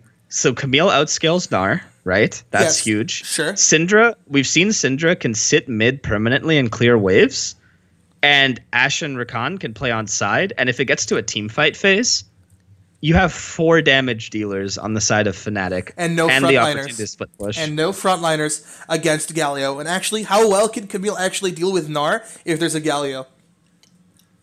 I think Galio has to sit mid, and if Galio sits mid to do that, like if Galio's not sitting in the lane next to Gnar, I have an issue with it because then Soaz will have free reign. I think if Galio sits mid, that's also a problem because then Fnatic has total control over mid. And I think in terms of team fights, it's scary for Fnatic if they get caught by anything, right? But if that initial engage from Misfits does not blow up the AD carry, even though it's Ashe, like this is a game where Misfits only has 1 damage threat. So even if they like catch someone per se, are they really going to have the damage to kill them? I don't think so. I think even in this game we see an example of it. Blind Monkbot, I actually spoke to Last Shadow about it. He might come on, but I think a lot of you guys are going to be a lot more interested in finding out who the EULCS final guest is. Sorry to interrupt you there, Kubz. But here's the thing, right? No. There's too many squishies, and tanks can do damage to squishies. It's not like Gnar does no damage. And the thing is that Xayah is a hyper carry in her own right, and she is getting an Ardent Sensor. I think Fnatic need to one-shot someone, but I think it's way too hard for them to actually one-shot someone if Misfits play properly. And this is the question I wanted to ask you before. How much of the like meta draft versus the 4 damage, like how much do you value Fnatic's comfort picks versus the meta draft? And there we go. And for me, that's why I think Fnatic wins. They get Syndra, Elise, Camille, Rakan. I think the main thing to talk about here is that in terms of executability, this is the first draft that Fnatic have put together that they actually can execute to the same level or better.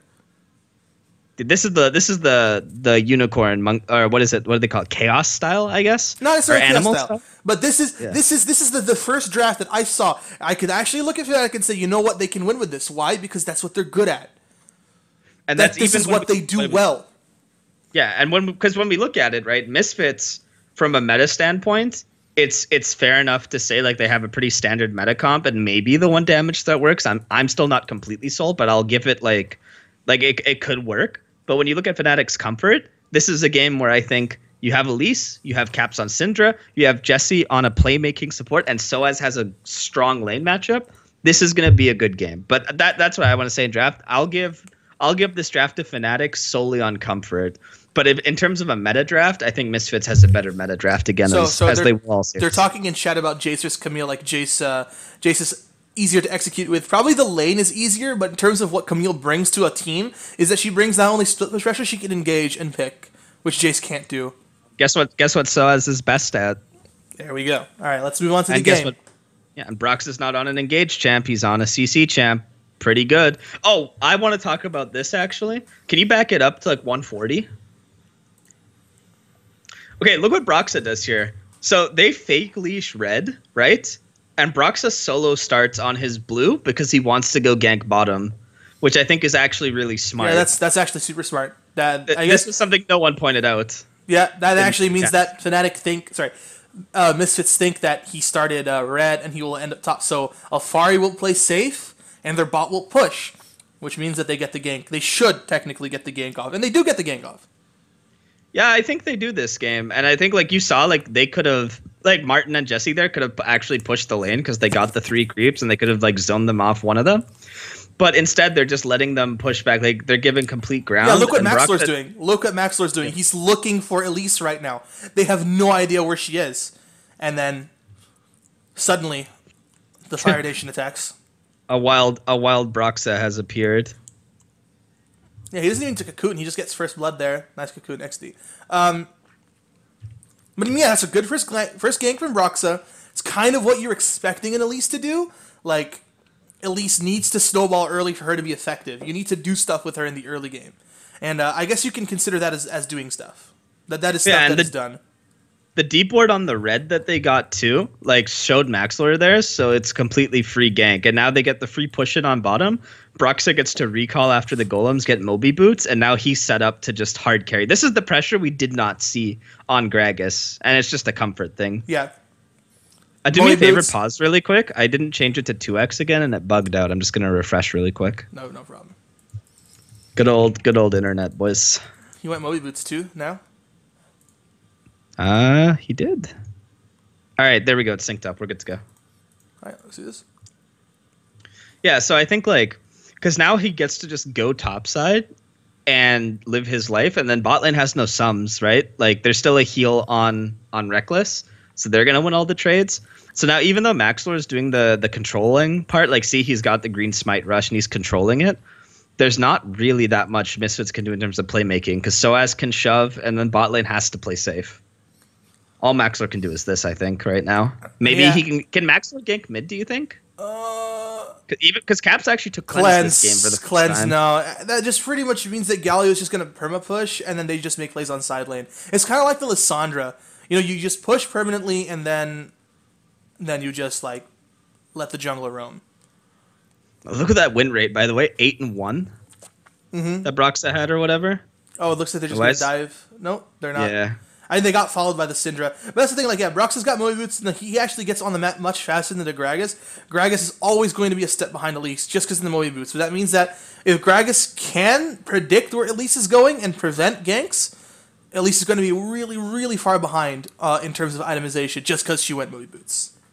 Yeah. And the thing is, I think they wanted to do that dive, but the reason that they couldn't is because Soaz hit 6 right as the dive was coming in, which was like why he just did the loop-de-loop. But that's like the only play that Misfits has tried to make so far, right? Like Max, like neither of these guys have had great Gragas games so far, you know what I mean? I mean, there's not really much Maxlor can do. He was given information from his team that ended up being wrong. So he went. I think he did the right thing based on the information that he got, but the information was just wrong from the start. So it looked bad. Like how could he guess? How could actually he guess that he was doing a fake leash? Yeah, I think that's true. It's one of those tough ones, but now you see the problem, right? Like I think this counter gank by Maxlor is like smart to like recognize, but or like there could be a gank top rather. So I think this is like good that he's playing around the top side to make sure Alfari is safe. And this is like the weird dance off where both junglers are like, "What are you gonna do?" Yeah, I mean this is exactly what he wants to do. He prevents Broxa from ganking, and then also just stalls time, because that's all he needs to do is just stall time until the camps get back up, and then Broxa has to do his camps. Can you pause again? This bug keeps happening. No problem. All right, jump up 953, right? Yeah. All right, go ahead. There we go. Okay. I think the stalemate is fine because, like, again, like if Maxlor can keep Broxa standing still until the camps come back up, when both the junglers go back to do the camps, if Broxa tries to gank while his camps are up, and the gank doesn't work, he's screwed. Yeah, if I'm Broxa right now, I just play around mid bot side because, like, what else? Like, you see he tries to go mid, but you can't really gank the Galio. No, it's impossible. So Straight up impossible to kill his Galio, I think. Yeah, I think playing around bots. Oh my god, Soaz is fucking good, by the way. Yeah, that was a good gank escape, and that's really important because guess what? You have total control over the bot side and the mid lane now. It's not just that. He actually ulted the Mega Gnar. The Mega Gnar, and yeah, I guess they just try to like deal damage to PoE. It's not really gonna do much. It's a Galio. They get the TP though, which is really nice actually, because now he can't TP back to lane after, so it's gonna be like a fair recall, which I think is kind of nice. But Misfits, in terms like slowing the game down after the first kill, I think they've actually done a pretty good job. Like they haven't put themselves in super gankable positions, which is what Brox has been looking to do.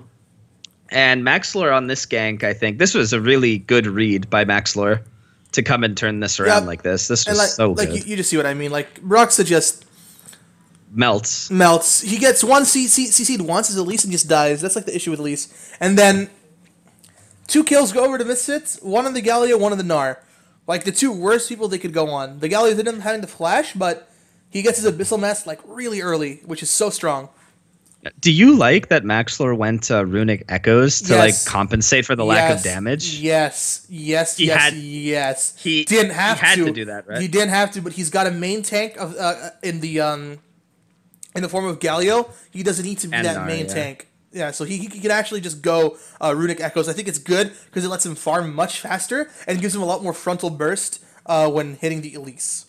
Squishy team, lots of damage, and Ignar is just going to die here. Good play by Jez's.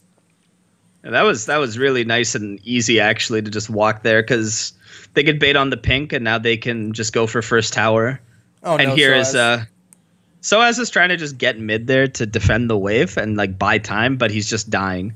So it's a bit unfortunate. And I think this is a 2-for-1 tower trade at the end of it all, right? Or did they... No, they have to back off mid, but they can get mid later because it's so low. They can get a free Rift Herald now, and they get top tower. So even though they lose like first tower blood, because Soaz gets caught in rotation, they get free Rift Herald, which means they can literally take this right now to mid and just pop it if they want to, or they can just do it after a recall. Like, it's completely fine to do either for them. So I think they're in a pretty good spot, but with dead even gold, I still think that, like, for Fnatic on these picks, like, I think a dead even game is actually in favor of them with these champions. Strictly because of comfort. Yeah, and they're also behind now with an Elise comp, which I think is bad, because, like, I mean, you pick Elise to just not let that happen ever. You know what I mean? Yeah, I mean, Elise is the early game. She's the early game queen. But even with that happening, I think right now for Fnatic, this is comfortable, right? Like, Broxah, I think, played so much better in that early game. Like, even though he only got, like, the 1 kill and he got counter ganked top, he basically made sure, like... Level 1 to 3, he outsmarted the enemy team, got that first gank, got that first kill, was great. He was able to just, like, keep even on farm, bought the Moe Boots so he could stay ahead of the Gragas, but then he didn't do anything, and then he died top. Yeah, the counter gank wasn't great. I think it was too telegraphed the way they did it, and that was a mistake. But I think at this point, he's like gotten them the first dragon. They got first tower bottom because he was on the play with Jez's. And so that all of that was like pretty well done by him. And he's ahead of Maxlor and CS on Elise, which I think it could be mistelling because of golems, obviously. But I think him keeping up in the farm game too is a really important thing because it at least means Elise isn't completely doomed yet. Yeah, it is a big word. I do still think that Misfits do outscale, just because Saya in the late game is ridiculously strong. He needs 3 items though, right? Like he needs IE and Shiv, and then that's when Zaya spikes, and Misfits should literally just be waiting for that. Like, they have side lane control because Gnar is winning. Gragas is stronger than Elise. Galio is at worst even. Watch Soaz's cam on this. Watch Soaz. He literally hits the desk. Like that. Look at this. Yeah. Soaz smash. Well, this is actually an okay trade. Like, even though Soaz is 0-3, Fnatic gets 2 towers there, so that's like actually a pretty favorable trade for them. And they get the first reset. Well, not the first reset. Sorry. They get the 2 towers, and then they don't give up like the control over Baron. Like, Misfits has to clear the vision. They can't rush it after. It's pretty unfortunate Soaz died. Like, it definitely sucks. But even though he's 0-3, like, the rest of the team is doing okay that was a beneficial trade. They got an extra turret on top of that, which means that Soaz died for something useful. You know, he's 0-3. He's still doing quite well. I mean, he's going to be outscaling Gnar once he finishes his next item. So, I mean, he's still fine. No, because he's behind. He'll need like 3.5, 4 items.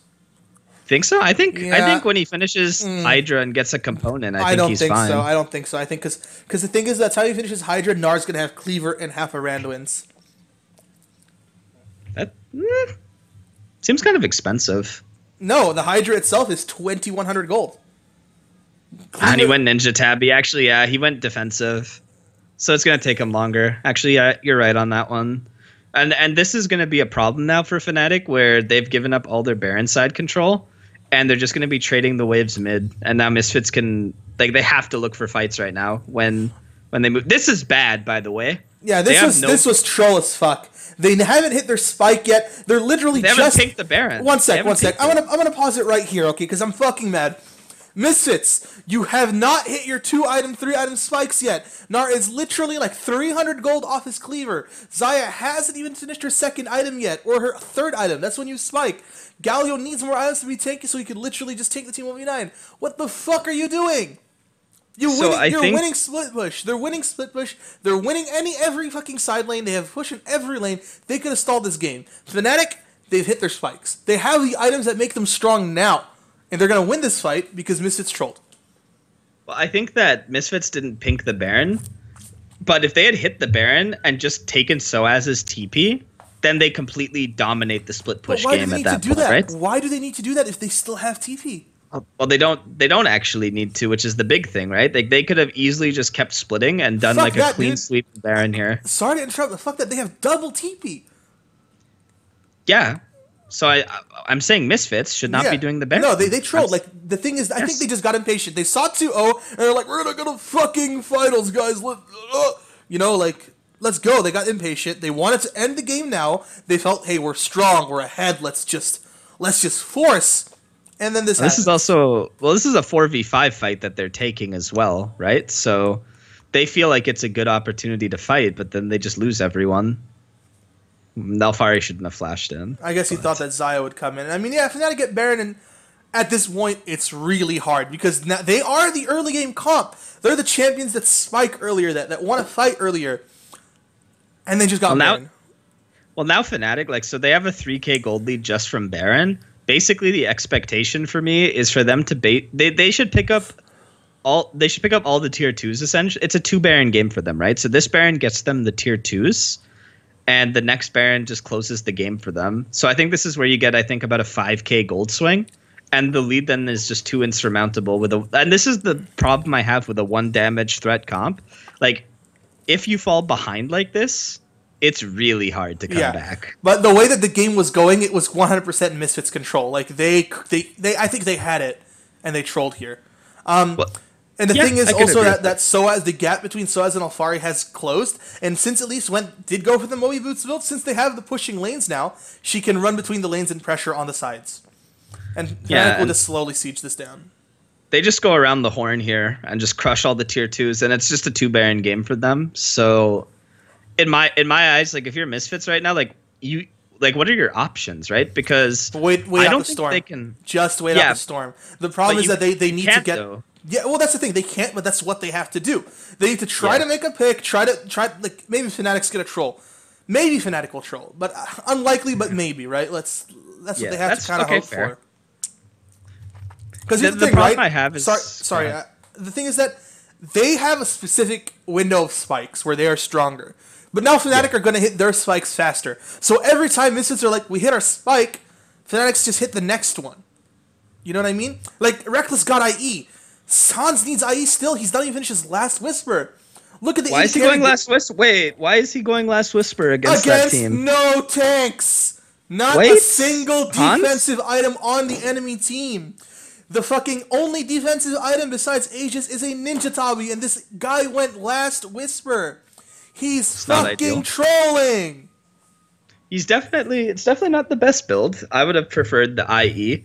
I think the problem I have, though, at this point in the game is the game feels like it's already lost unless Misfits steals the next Baron. Because the gold gap is so big now after this Baron. Like, Fnatic just rinse and repeats the next Baron, then they crack the base. Like, my question is, how does Misfits find a pick? they have to like Galio ulti onto a side lane and catch someone, I guess. Like, I guess that's what they do to get a pick. I mean, I don't think it matters because their Xayah's just not doing damage right now. So, Yeah, so this game is over. This game is over just off the troll in the Baron Pit and itemization. Like, unless Fnatic legit just like 5-man the fountain, I don't see Misfits ever hitting their spikes faster. I think if they 5-man the fountain, they'll still respawn in time to be useful. Yeah, but I mean, here Power Heal's just gonna die because the true damage of Camille. He's actually not gonna die. I'm trolling. I mean, he gets chunked really hard. That's really scary when you look at his items. Like, he is straight up full tank. I mean, like, it's Camille. Camille true damage. Not really much you can do about it. Yeah, and now Alfari isn't going to win the split war anymore either. Because let's just skip ahead to the next fight. I think just go to the next Baron then, around 30 minutes. Maybe 30. Yeah, so Baron's up here. Oh, you back. Yeah, they just got the fight, actually. You should back this up. Like, I hope people don't mind, but we really think that this game is over, and we don't really care what you think. I mean, there's like dead time, but it's not worth talking. Yeah, so like right here. So basically, like, okay, Misfits. Let's take a look at something here, right? Sorry, before we go on, I really, because we were just talking about power spikes, I really just want to look at items. Camille and Gnar are even. In terms of items, they're actually even. Right? Yeah. Yeah, they're even in terms of items. Elise, full damage. Gragas, full tank. You went Night's Vow, sick for keeping your AD carry alive. If your AD carry is doing damage, you're going to get health back. Good itemization. About even, right? Yeah. Syndra's got 3 items, and Galio has 2.5. So Galio's behind Syndra. But Galio's weak. He's weak. He needs this Gargoyle. If he had Gargoyle, it'd be something else, alright? So, right now, the top half are even. Look at this fucking AD carry item difference. Reckless has a full IE and Zeal on top of this Xayah. And Xayah is that a finish Last Whisper? Is that just that is the original Last Whisper. Oh, boy. The 1300 gold Last Whisper. Yeah. So this is the problem, by the way, like what I was saying about one damage threat. Like, you fall behind. Like, Hans Sama is literally on welfare right now in terms of this game. Like, he's and I don't like the itemization, right? Because it looks like he's going QSS, right? Like, that would be what he has the null magic for. So his mindset is, I need to live, but I'd rather have my AD carry just pump out as much damage as I can and die with Infinity Edge, no? Yeah, I mean, he is on welfare, pretty much. Yeah. But I mean, look at that. That's 1,800 gold. That could be a BF sword, and maybe he's like, now he has QSS, so that's 2,600 gold, where he could have had his pickaxe, his BF sword, and he's at least close to IE, right? But instead, he has this super safe no damage build, and now Misfits has to face check because Baron's coming up, and guess what? Nice engage from Jesse, splits up the team, and they just hit whatever's in front of them, and like Power of Evil can't tank because he didn't have the gargoyles, and I mean, yeah, at this point it's just over. Like, Fnatic just push, they get the Baron, then they're gonna end the game. They inhib, they Baron, and then they just slow roll like 100%. I mean, we can go there if you want. Yeah, I mean, I think Misfits will just do like a desperate engage. Yeah. Like, you know, you're 10k down. Like, now the Fnatic's gonna start closing the game out. Caps is like 1v3. He's just standing there. Somehow, so as manages to troll one last time before the game ends. Not here. Probably. Actually, it is no, here. What? No, it is right. What is he doing? He's zoning. Oh, but it's okay. Cash ending the game alone. Yeah. I mean, there's nothing Misfits can do. Like, how are they going to engage now? Like, it has to be a E-Flash by Maxlore, and then he just doesn't use Flash, and now the game just ends. Like, there's nothing that they can really do. So that's it. That's GG. So, I mean, like, while we disagreed on, like, who had the better draft, what we can agree on is that both teams definitely had a comp they could win with. And I think that's a much bigger thing for Fnatic, because that's something that was different this game than it was in the other games, where Misfits just had clearly a better draft. But besides that, Misfits also trolled by forcing too hard. If they just kept the game slow, I do think they would have won this game. Yeah, I think with one damage comms, the one thing like we didn't talk about it before the game, which was pretty important, is like the reason I don't like it is if you fall behind, like it requires a level of execution where you're not going to make that game-changing mistake, right? So the way I look at that is you've drafted a one damage threat comp. You have to play properly, and you can't make like a game-ending like throwing mistake, which means you have to play like safe passive, and you can't give up too much either until you hit your items. So for me, like it takes too long for them to reach the point where they're going to be useful. And because Fnatic has earlier pressure champions, if the game's even at 20 minutes, that's still like a 5 to 7 minute window where they could have done something. And although Misfits trolled, I think with that window open, Fnatic might have found something. But that's always going to be a what if kind of thing. I think Misfits should just have picked that Baron and just gone back mid and set up the split push because Gnar was winning, and it would have been okay. That's how I saw the game. And then Broxa, one good gank by Broxa, and then I didn't see enough out of him for a little bit. And then once the counter gank happened, I think Lisa's game was a little hard. Yeah, I'm gonna have to agree with you there. I think Misfits tried to rush too much. So we're gonna take a short break now, about let's say 10 minutes, and we'll be back for Game 4, which is the last game of the series. And catch you guys later, or See soon. you in 10.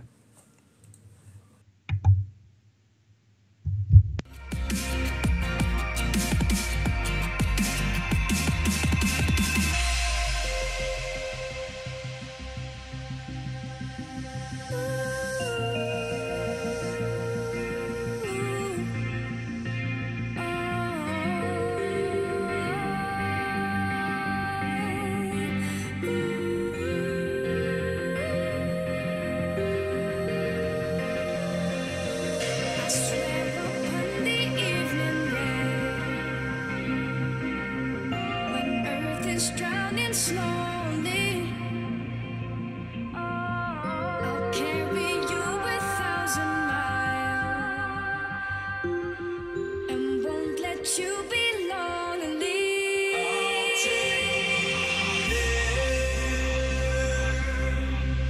I'll ignite the fire.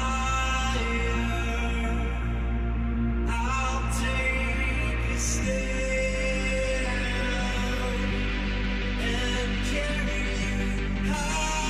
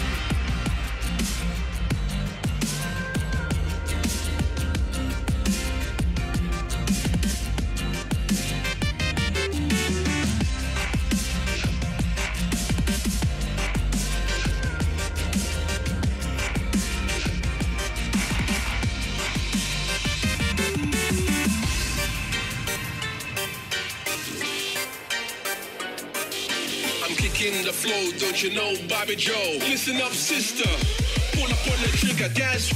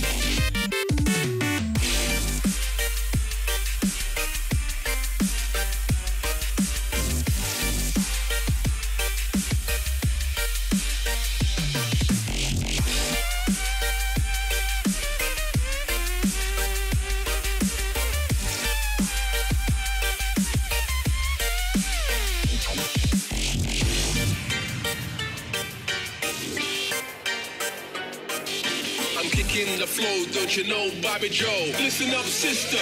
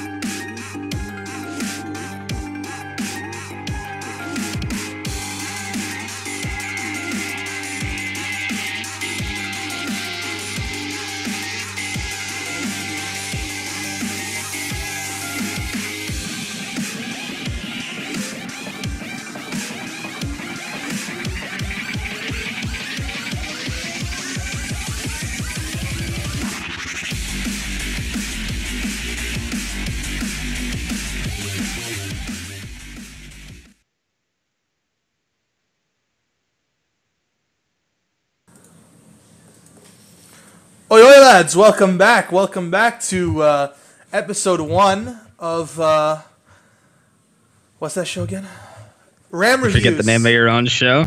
Ram Reviews. My name is Ram, and I review stuff. Oh. And I'm joined here by special guest Kubz, who will also review stuff with me. Hello, I'm here to review gameplay of the highest quality from Europe this past week. Let's just make it sweet. Broken Shard streams, Ram Reviews.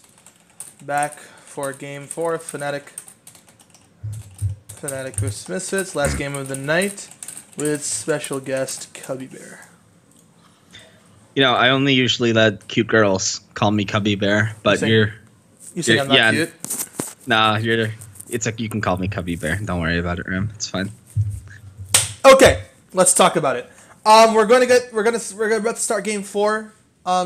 If you missed the first 2 games, we said that Fnatic trolled hard with not doing Tristana ban in game 1, and then we said that game 3, Kubz believed that Fnatic had a better draft. I believe Misfits had a better draft, but we can both agree that at least the draft in terms of execution ability is a lot closer in terms of like how could the teams actually execute them. Fnatic had a chance, basically. No, I don't even think it's a chance. I think they just had like a 50. It was 50-50. Like it is who could execute better, and Fnatic executed better. Misfits definitely misplayed, and we're gonna hit to game 4. We're gonna start that now. So turn on your sync tube and let's get fucking started. Yep. Right, this was the first time in the series Misfits actually chose blue side here, and I actually want to talk about that. Well, before the bans, I think it was really smart of Misfits to pick blue side because basically in the first 2 games of the series, Fnatic showed that they're really, really bad outside of their comfort picks, right? Like the only game they won was on their ultra comfort picks, right? Mm-hmm. And by going blue side, it forces Fnatic to pinch out the Kalista Tristana. Yeah, like the must bans. Yeah, but it opens Misfits bans, which is extremely important because now they can ban away what the comfort that they don't want to play against, which I think is really big, right? Because when you think about the last game, it was Rakan and Elise like making some plays early, and then when they got later on in the game, I mean, it didn't matter. But at least the struggle that they had was Broxa was better early, and Jez's had some insane engages. So now they have more flexibility to ban away what they want to from Fnatic on blue side, which is why even though red side's extremely OP, against Fnatic, it's probably better to go blue so you have open bans. Yeah, I agree. And like as we said, the Jarvan and the Gnar were like the more contested picks. At least Jarvan was banned every single game. Gnar was taken every single game. And this is the first time that Misfits actually banned Gnar. So they banned Rakan. Really strong pick with Xayah. They don't want to give up the Xayah Rakan rotation. They banned Gnar because they want to first pick the Jarvan, right? Yep. And then they banned Elise because Elise is good at the Jarvan jungle if they want to run a jungle. And then Fnatic troll. They banned the Xayah. I think... Why did they... I'm trying to think of the... So Misfits bans, I agree, they all make sense. Because they're troll... Okay, no, for real. No, let's actually hear why. Yeah. I really can't think of a reason why, but... So, really quick, the Elise ban, I think it's strictly to deny it from Broxa more than the specific matchup because, you know, he's been really bad on other champs. I think the Xayah ban... So... I'm trying to think, too, right now. This is so silly because what they could have done here, if they wanted to pick the Orianna away this early, they should just ban away the Syndra from Power of Evil because I think Power of Evil is the player who will win both sides of Syndra Orianna against whoever he plays against. Those are like his 2 bread and butter champs, right? So for me, instead of banning Xayah here, like if they get the Xayah, then you get Jarvan and the Orianna, which is absolutely ridiculous team fighting potential. Yeah, and so I think that would have been better. But in terms of banning Xayah, I guess they ban it because they want to force a different AD carry matchup because they think they can just win it, right? Because now, what's the next priority AD carry? It's Ashe, right? Ashe, Varus, Sivir, what do you think's best? Caitlyn, Twitch. Really depends on your AD carry. It depends on what they take. But what we can definitely agree on is that Jarvan was the best first pick here. 100%. Nar's out, Jarvan's there, Soaz has been targeted again. This was such a good... This whole series, minus like the game 3, Misfits did such a good job just targeting out Soaz over and over again, and then they picked Cho'Gath again. Yeah, they put Soaz on dog champions, basically. CBA with dog champions. I don't know. Something changed in their draft priority, and Soaz ended up playing dog champions, and I think that's wrong. Soaz needs to play on champions that he can get initiative on, because that's what he was good at. Jarvan, Gnar, Galio, even Galio, even Shen. I know he says Shen was a dog champion, but Shen is actually such a good pick for Soaz. He's so good on it. Do you think they're scared of the flex pick, though, for Jarvan when they pick Cho'Gath? Do you think they think it's a jungle Jarvan, so they take the Cho'Gath? So here's the thing. I am of the opinion that Jarvan against Cho'Gath is a 50-50 matchup. Okay. That's my opinion. I don't think it's super favored to either side, and they're both good into each other in terms of like team fighting. I think the Orianna pick was straight up stupid, though. Wait, why though? Because Syndra's open, Lucian is open, Galio's open. All that shit is open. They're just gonna give Tower of Evil a free lane by taking Orianna here. And Misfits are fucking smart because they take Trundle. Now when they take Syndra, she's not gonna have an issue dealing with a super tanky frontline, because Trundle eats the stats. Now, Fnatic have no idea where this Jarvan or where this Trundle is going. Now, I think in terms of that, I mean, the safe assumption, right? If I see Trundle, first off, I assume every support can play it, right? So Alistar and Tahm Kench. Here's the thing again.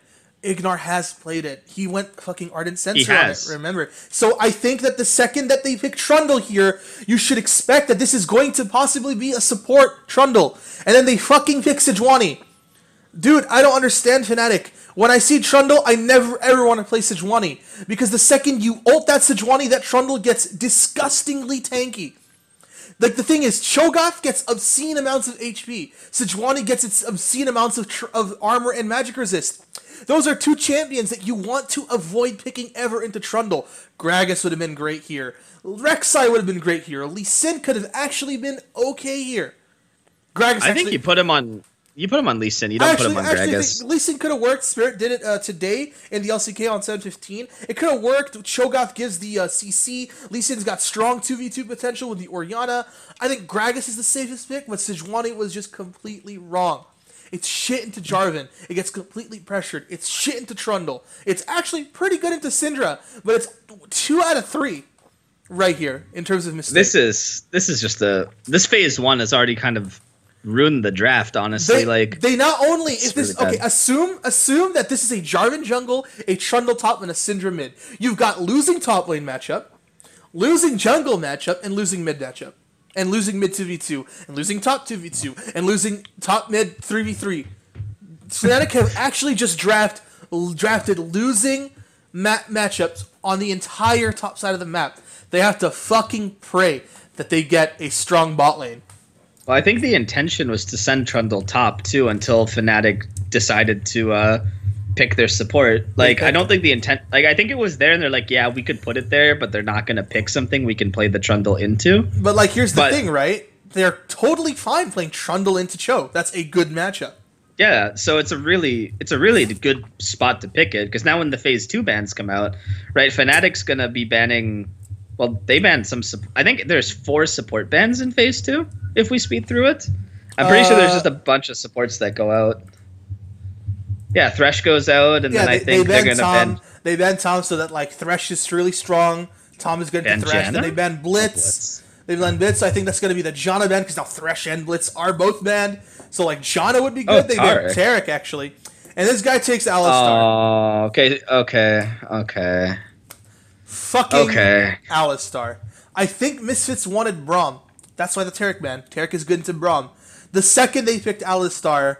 It's flex the Trundle down, pick the Gragas jungle, and just pick Ashe bot, Ashe Trundle, safe lane, decent trading, play Jarvan top, take the best jungler in the current meta, which is Gragas, which is also Engage, and literally what the fuck are Fnatic gonna do?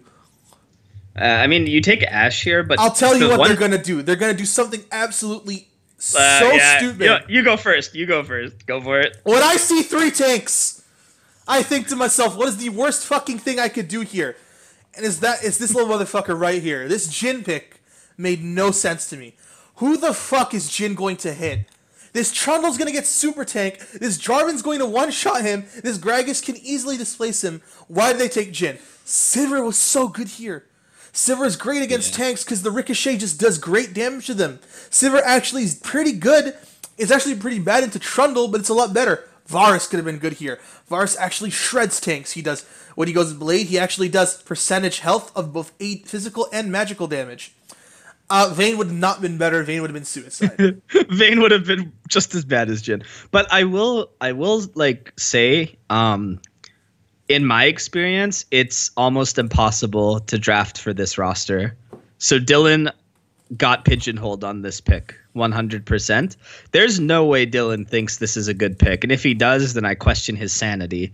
But I guarantee that phase 2 of bot lane picks, I think it was just a full-on just cluster. Like, look, and Reckless has been picking Ashe into Xayah the entire series. He's been picking bad matchups for himself. The one time that Ashe, just taking Ashe, was the right choice, he doesn't do it. They pick Alistair, and then they give up the Gragas. Like just from looking at draft, like people say the game isn't won and lost in draft, but when it's this lopsided, this is ridiculous. Like you could look at the Fnatic comp and say, oh, they have this great team fight because Sedge ult, Ori ult, like Jin could open and all this engage. And then you look on the other side and realize if they engage into Misfits, they're just going to die instantly because they have the Trundle, they have then the Jarvan Gragas turn, and they have an AD carry that's actually going to do damage.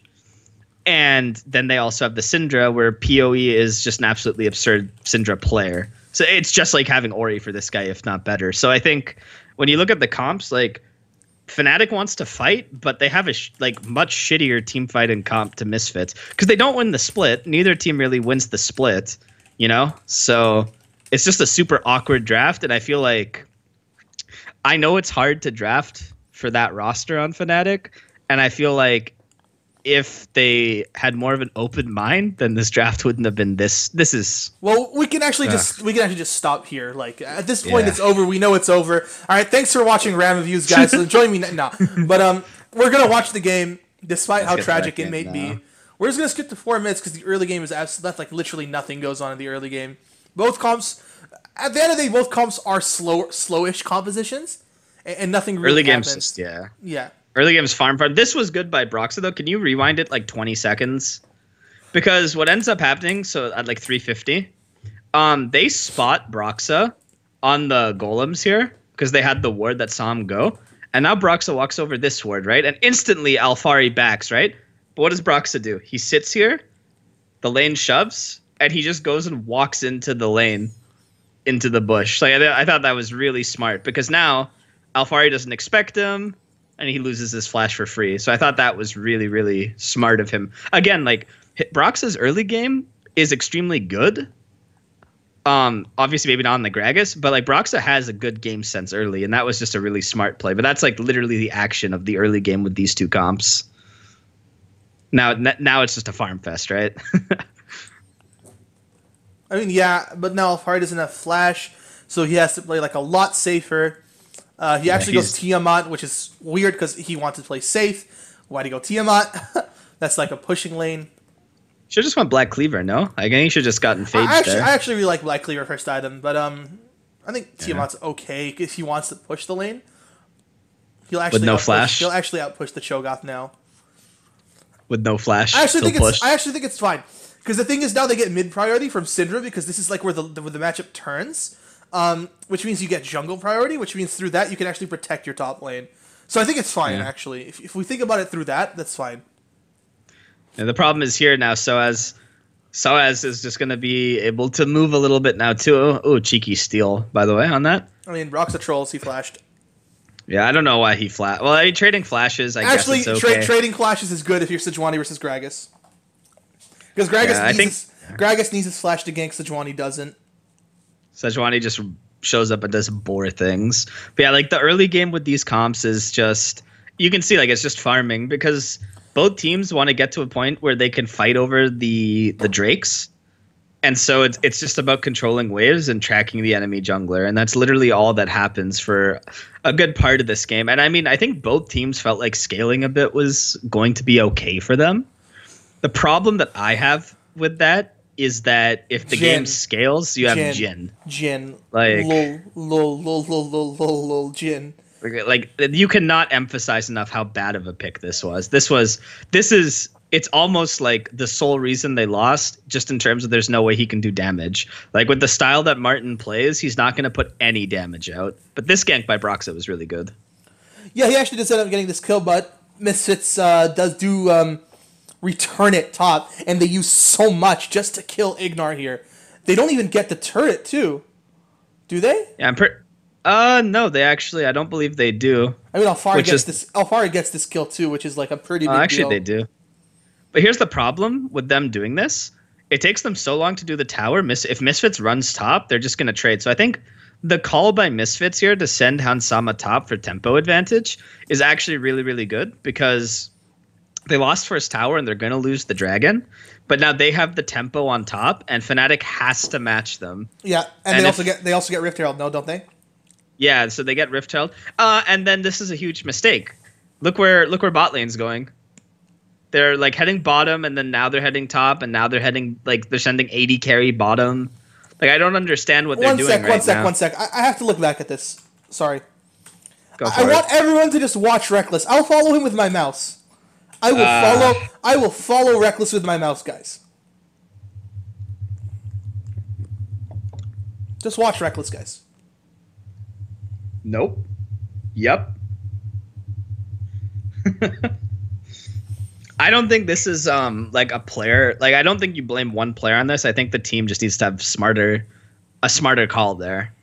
Like, when you're behind in tempo, you need to match. Instead, they're not matching, so they're just going to lose another tower. They just their first tower, rather. Evenly. They got an Infernal, but they lost Rift Herald, which means that Misfits just play the tower game and they'll win.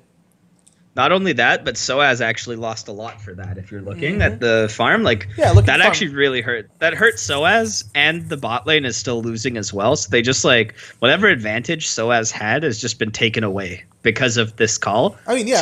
Why didn't Soaz just walk bot and save TP, or walk mid and try to gank or something? I can't really give you a good answer. I actually think there's 3 or 4 good decisions you could have made there, and then what's behind door number 5 is TPing to top lane. It's ganking mid, small brain. Walking bot to prepare the next wave is medium-sized brain. Getting wards through the jungle, taking camps while waiting for the lane to, which is slightly bigger brain. TPing top is fucking universal big brain. It's actually I think the worst decision he could have actually made. Besides literally walking to top lane would have been a better decision than TPing. I actually don't know who would have made this call, but it's just so, it's kind of like the first game. Like, when Fnatic is behind in tempo, they're not sure what the correct play is. And you've seen the 2 biggest cases of them just making massive mistakes now, because all that Misfits has gotten, I think, every Rift Herald in the series. So all they're going to do is just pop it on a tower, and they're going to be fine. The First Blood tower doesn't even matter. So I guess I think this was just insane. Fnatic had higher emphasis on the Drakes, because there were a lot of Infernal Drakes being coming. So I guess they thought that the Infernal Drakes were better than the Rift Herald. Yeah, no. Taking the first Infernal was good and trading, but then after the Infernal, not walking on top to defend, I think was just really questionable. Because you just do a push out bottom with your AD carry, and then another look, now here comes your Rift Herald. Here comes the wave clear. And it's not, this isn't the greatest Rift Herald. No, but look what happens top, because look at the side lanes and look at the prep that they did. They just did this Rift Herald to force people to answer side lanes. And Fnatic are just always there first. So yeah, maybe it wasn't the best use of Rift Herald, but I definitely saw what Misfits were trying to do with it. And now they get the reset, so they get the first move out. Now they just are maintaining tempo. And Fnatic really struggles at understanding how to slow the game and get their own tempo back. And they're going to be on a reactive footing, because now they finally send the Jhin top and they do the tower trade. But the thing is, another tower trade is fine. I think this is a huge mistake, by the way. Can you rewind it? Okay. Caps definitely trolled here. Well, it's not even. Yes, Caps. No. Don't even try you to pause it fucking. here? Don't even can you try to pause it? justify it. Yeah. Okay, so Caps makes a mistake, but the difference that I don't like here is that while the duo lane is pushing the side lane and the wave isn't hitting tower, Maxlore is already coming mid. Brox is just shadowing the duo lane top. So I think this is something where, yes, Caps should play safer, but if his jungler was there too in the 3v3, no one dies. But Brox is just shadowing the duo lane top for some reason right now when he needs to be mid. And it basically means there's no chance of Caps living. But I think this is pretty Caps important. can live. Caps can live if he just flashes right here. By the way, Syndra, Ashe, Gragas takes heal. Just wanted to mention that. And he flashes late, dies anyway. Lol. This guy, like, Caps needs to take cleanse. It's very And they frustrating trade to see. and they get mid turret. Remember we were talking about mid turret against a control mage? Yeah, that's pretty rough now since, there's a Syndra. It's GG. Okay, who keeps making clips? I want to see what these clips are. Whoever's clipping shit. Send it to me. They're just clipping us talking. Yeah, that's two turrets for one, plus a kill. Misfits also get priority recall after all of that, too. So they just got, like, so many... They just handed Fnatic so many L's in a row. Just flash Caps. Come on. It's pretty greedy of him to hold his flash there. I mean, the argument there is that you don't want to flash into the arrow, but I don't think I think he can flash over it. If he had cleanse, he wouldn't have worried about it. That's the worst part. Now, this was, like, Fnatic somehow gets the move on Dragon, but this fight that plays out, just watch Caps in this fight. He's not even in it. I mean, it's just the thing is that what I love about Misfits is that they definitely know how to fight into an Orianna. They have a sick Orianna player on their team, Power of Evil, and he's 100% calling them how to play into these fights. Because let's look at it again, all right? Look at how they fight slowly, okay? I'm going to play this slow to emphasize how slow they're fighting, okay?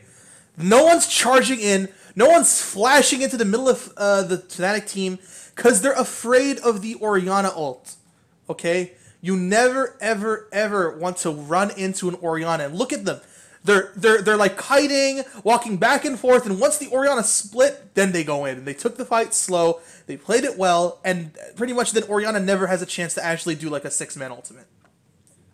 6-man, yeah. Look at that arrow too, cheeky. No, I think that fight was like you lose the Infernal, but you gain so much from the kills right now. Like you have all the pressure, you have a 3K gold lead.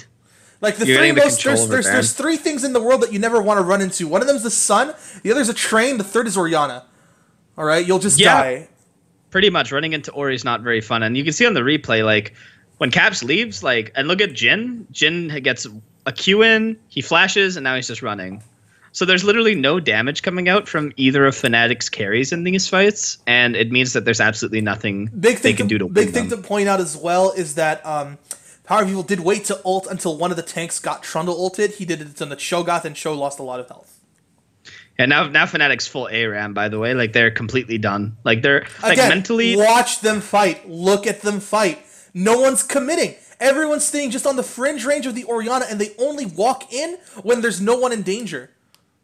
Yeah, they're playing around the Shockwave extremely well. But I think 100%. I'm telling you, it's 100% Power of Evil calling. Like, Orianna players, remember on Complexity when Prawley would always be like, stop running into Orianna. And he would always talk about kiting into the ulti. Yeah, that's, I mean... Orianna players just have this instinct. And it's for sure he's directing his team, and I think that's such a big deal. And if it's not Power of Evil, then it's someone on the team. Someone on the team is doing it. It just makes sense that it's PoE, right? Well, surely with a year together, they've talked about how to fight around Orianna. So people, and we're at a point in League's existence where people have at least like some brain when they join the League or they form a new team. So, I mean, them not going into the ult is like pretty crucial in all of these fights. You call it basic, but so many teams make this mistake. Like, okay, how many times have you seen at the highest level of play multi-man shockwaves that just win games?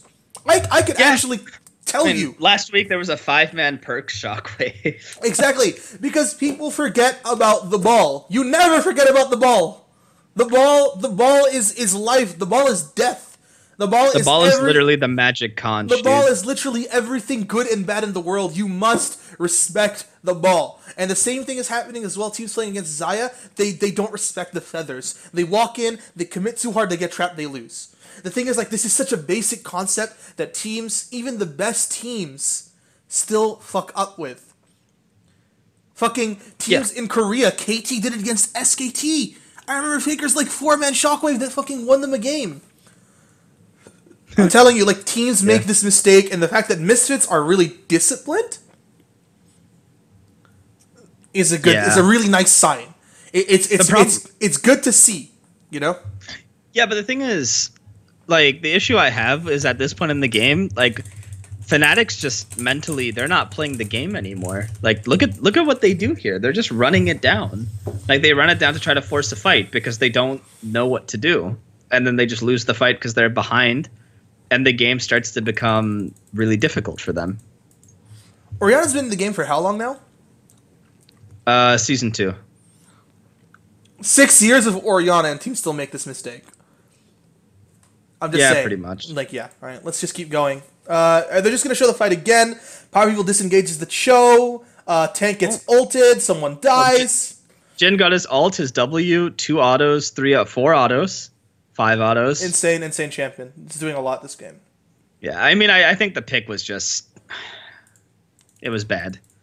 But, like, now the problem is there's no real comeback mechanic for Fnatic except for a Caps 5-man shockwave. That's literally what they need to hope for. Because catching someone out is going to be pretty difficult. I mean, even if they land the shockwave, there's still 3 tanks. Oriana just sets up damage for the AD carry. But when your AD carry is Jin, how are you killing their front line? Because, honestly, their backline isn't getting caught by these shockwaves. It'll be their front line.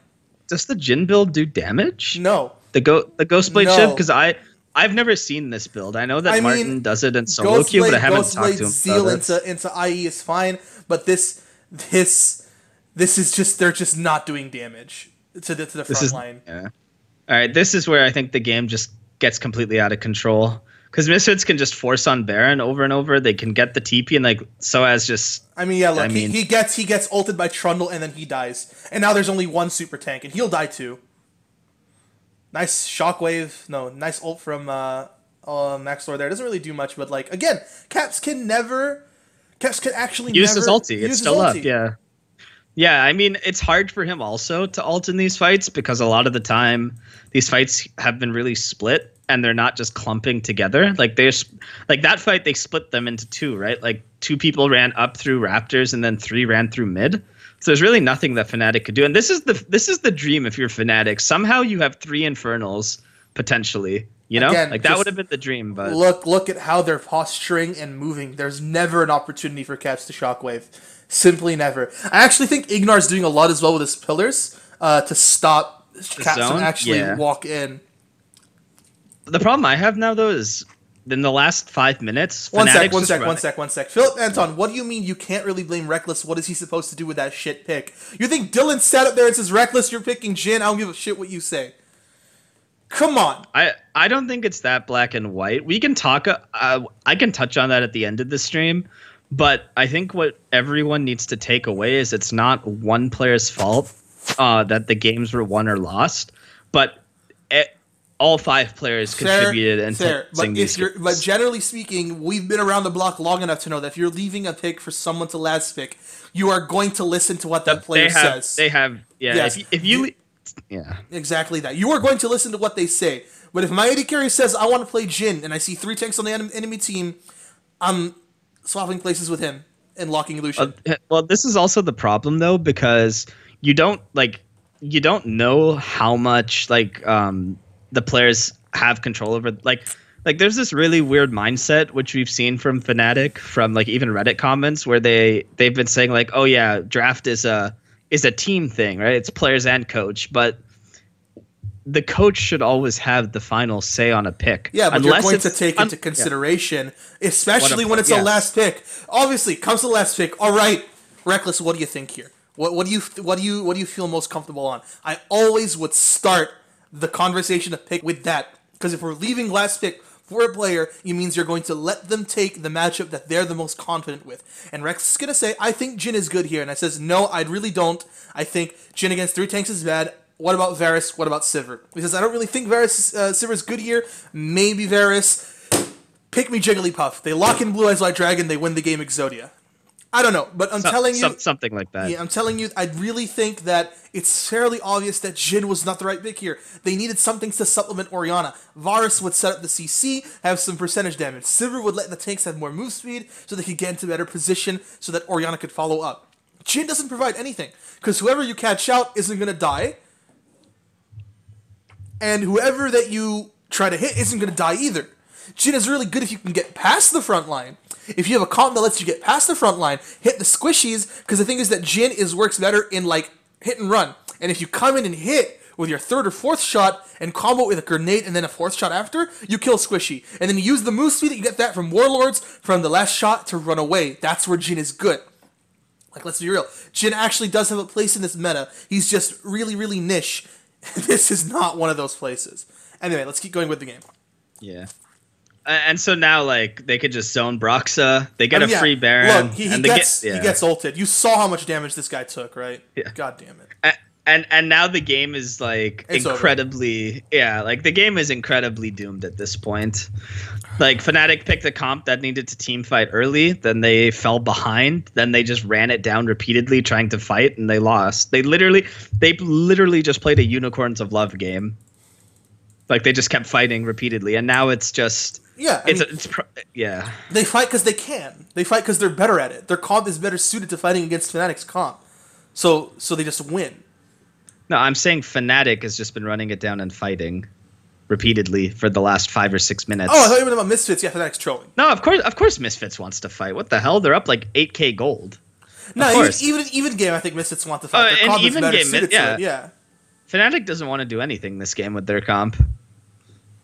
Well, that sounded kind of toxic, but you know what I mean. There isn't really much to say more about this, right? It's like, I think the game is pretty much over. I mean, we can go and watch it, but I mean, really, how much are we going to learn? Fnatic's just going to lose. Misfits just going to ult a tank, kill it, and then kill the other tank, and then win the game. Yeah, pretty much. I don't remember if it was 1 or 2 Baron game, but I mean, they could probably have ended. No, I think it's pretty much over at this point.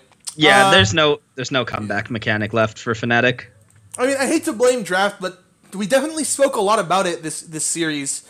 What do you think? Like, is this all about draft? Do you think Fnatic, the players, are at blame as well for not playing optimally?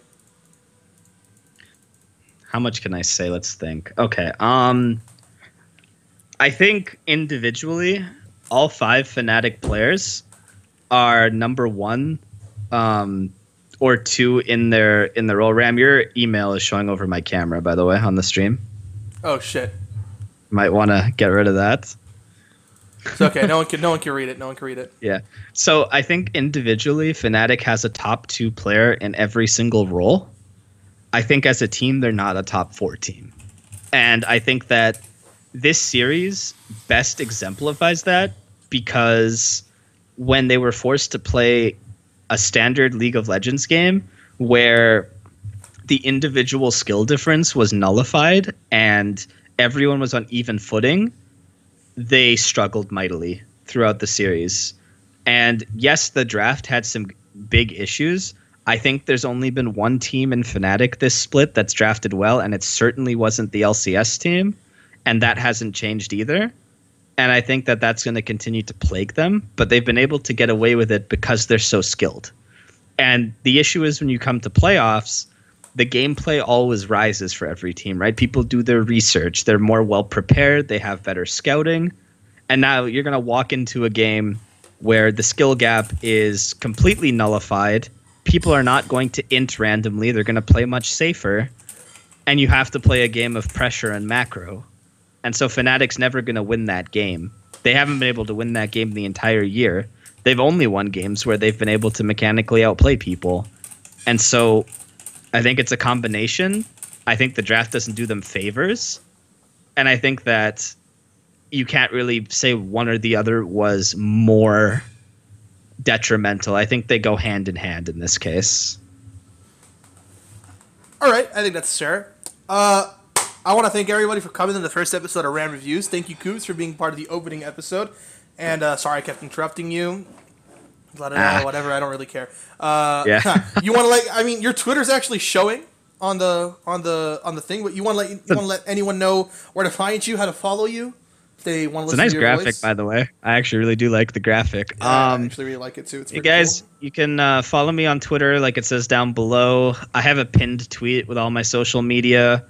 So, just go follow me on Twitter, go look at that stuff. And it was really fun to be the first guest of this series. I hope that a lot of people watch it because there's a lot to learn. And thank you for having me. It was fun to break the series down. I mean, I think we did pretty good. We went 2.5 hours. I think that's about around the amount of time that a regular show would do. I was a bit afraid that the show would run longer because it's a VOD review type show rather than a talk show. But 2.5 hours with the breaks is pretty good, I think. Yeah. Yeah. It felt good. I think 2x speed was good for everyone. I think if people have feedback, make sure you let Ram know if you have feedback on the setup. We tried some things in the draft, like skipping through till everything was showing in certain points. So I think that helped. But yeah, just let him know because I think the show is going to be good for people. Yeah, well, look, so there's going to be a Twitch VOD and there's going to be a YouTube VOD as well. Check out my Twitter to find out when the YouTube VOD's coming out. If someone wants to go and post that on Reddit. Oh, shit. God damn it. I have to get used to these monitor setups. I'm not used to my email just showed on stream again. But it's okay. No one can read shit because it's all blurry. Alright, guys. Thanks for watching. The next episode will be on... Let's take a look. Okay. On Sunday, the 3rd of September, I will be doing the OPL Grand Finals with Juves, the jungler of Sin Gaming. If you guys care enough about OCE, you can come catch that at 1 p.m. At noon CET, which is 8 p.m. Australian time. If you guys don't really care about OPL, don't come. The next one after that, that's going to be pretty fun, is going to be on the 7th of September, or the 6th of September, which would be the EULCS Finals with a very special guest. I haven't announced it yet, but he's a banterful little guy. And I'll also do the NA Finals. I'm just not sure who the guest will be yet. So thanks for coming, guys. Any feedback, please let me know, and have a good night. #RipNip.